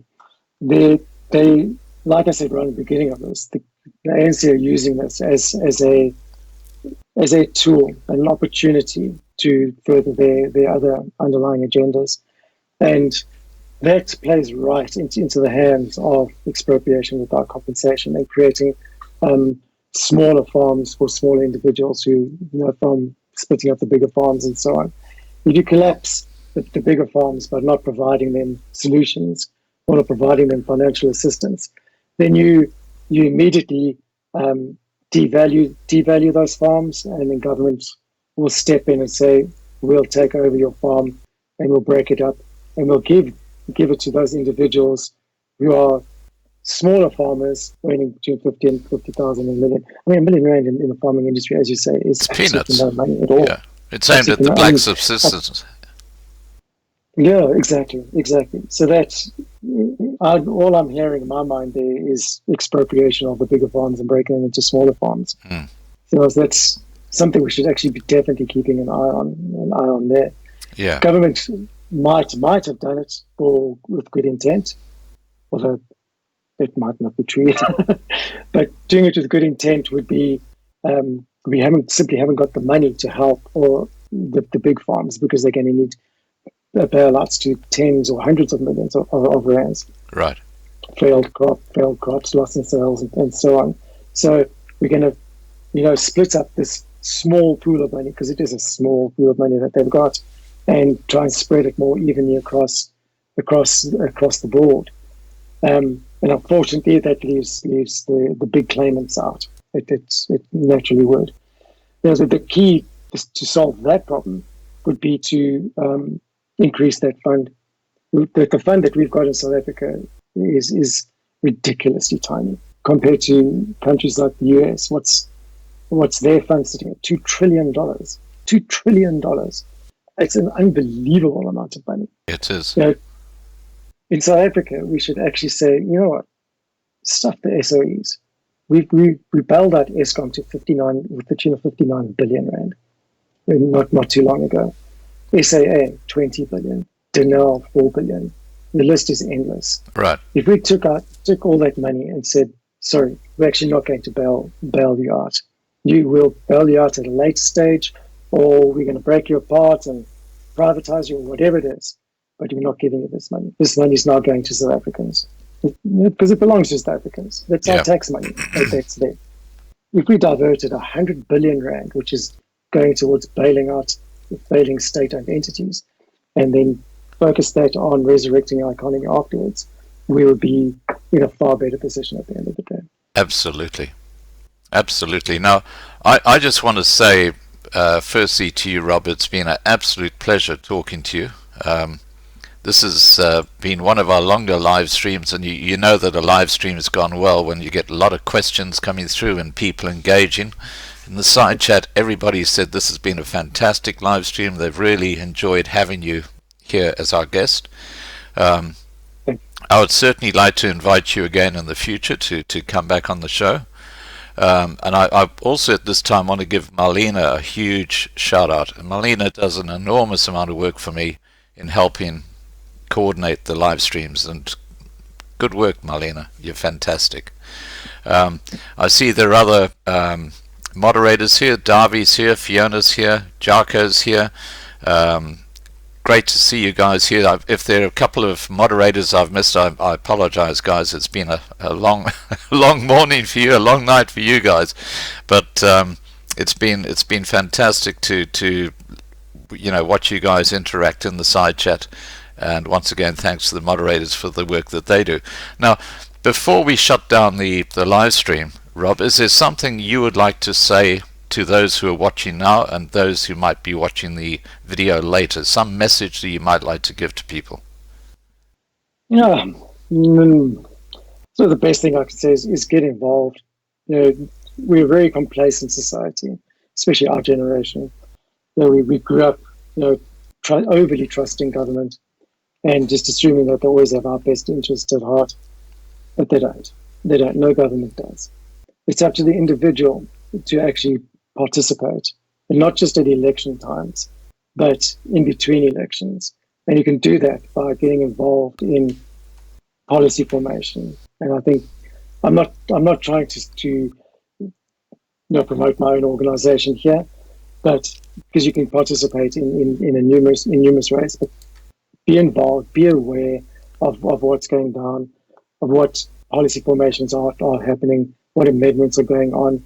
And but just being even loosely aware, you become empowered with knowledge. And knowledge gives you the ability to make intelligent decisions. We talked about intelligent people. Let's educate ourselves, become aware, and participate in our own future. It is our future, after all. Right. Okay. Fantastic. All right, guys. Look, thank you so much for joining us in this live stream.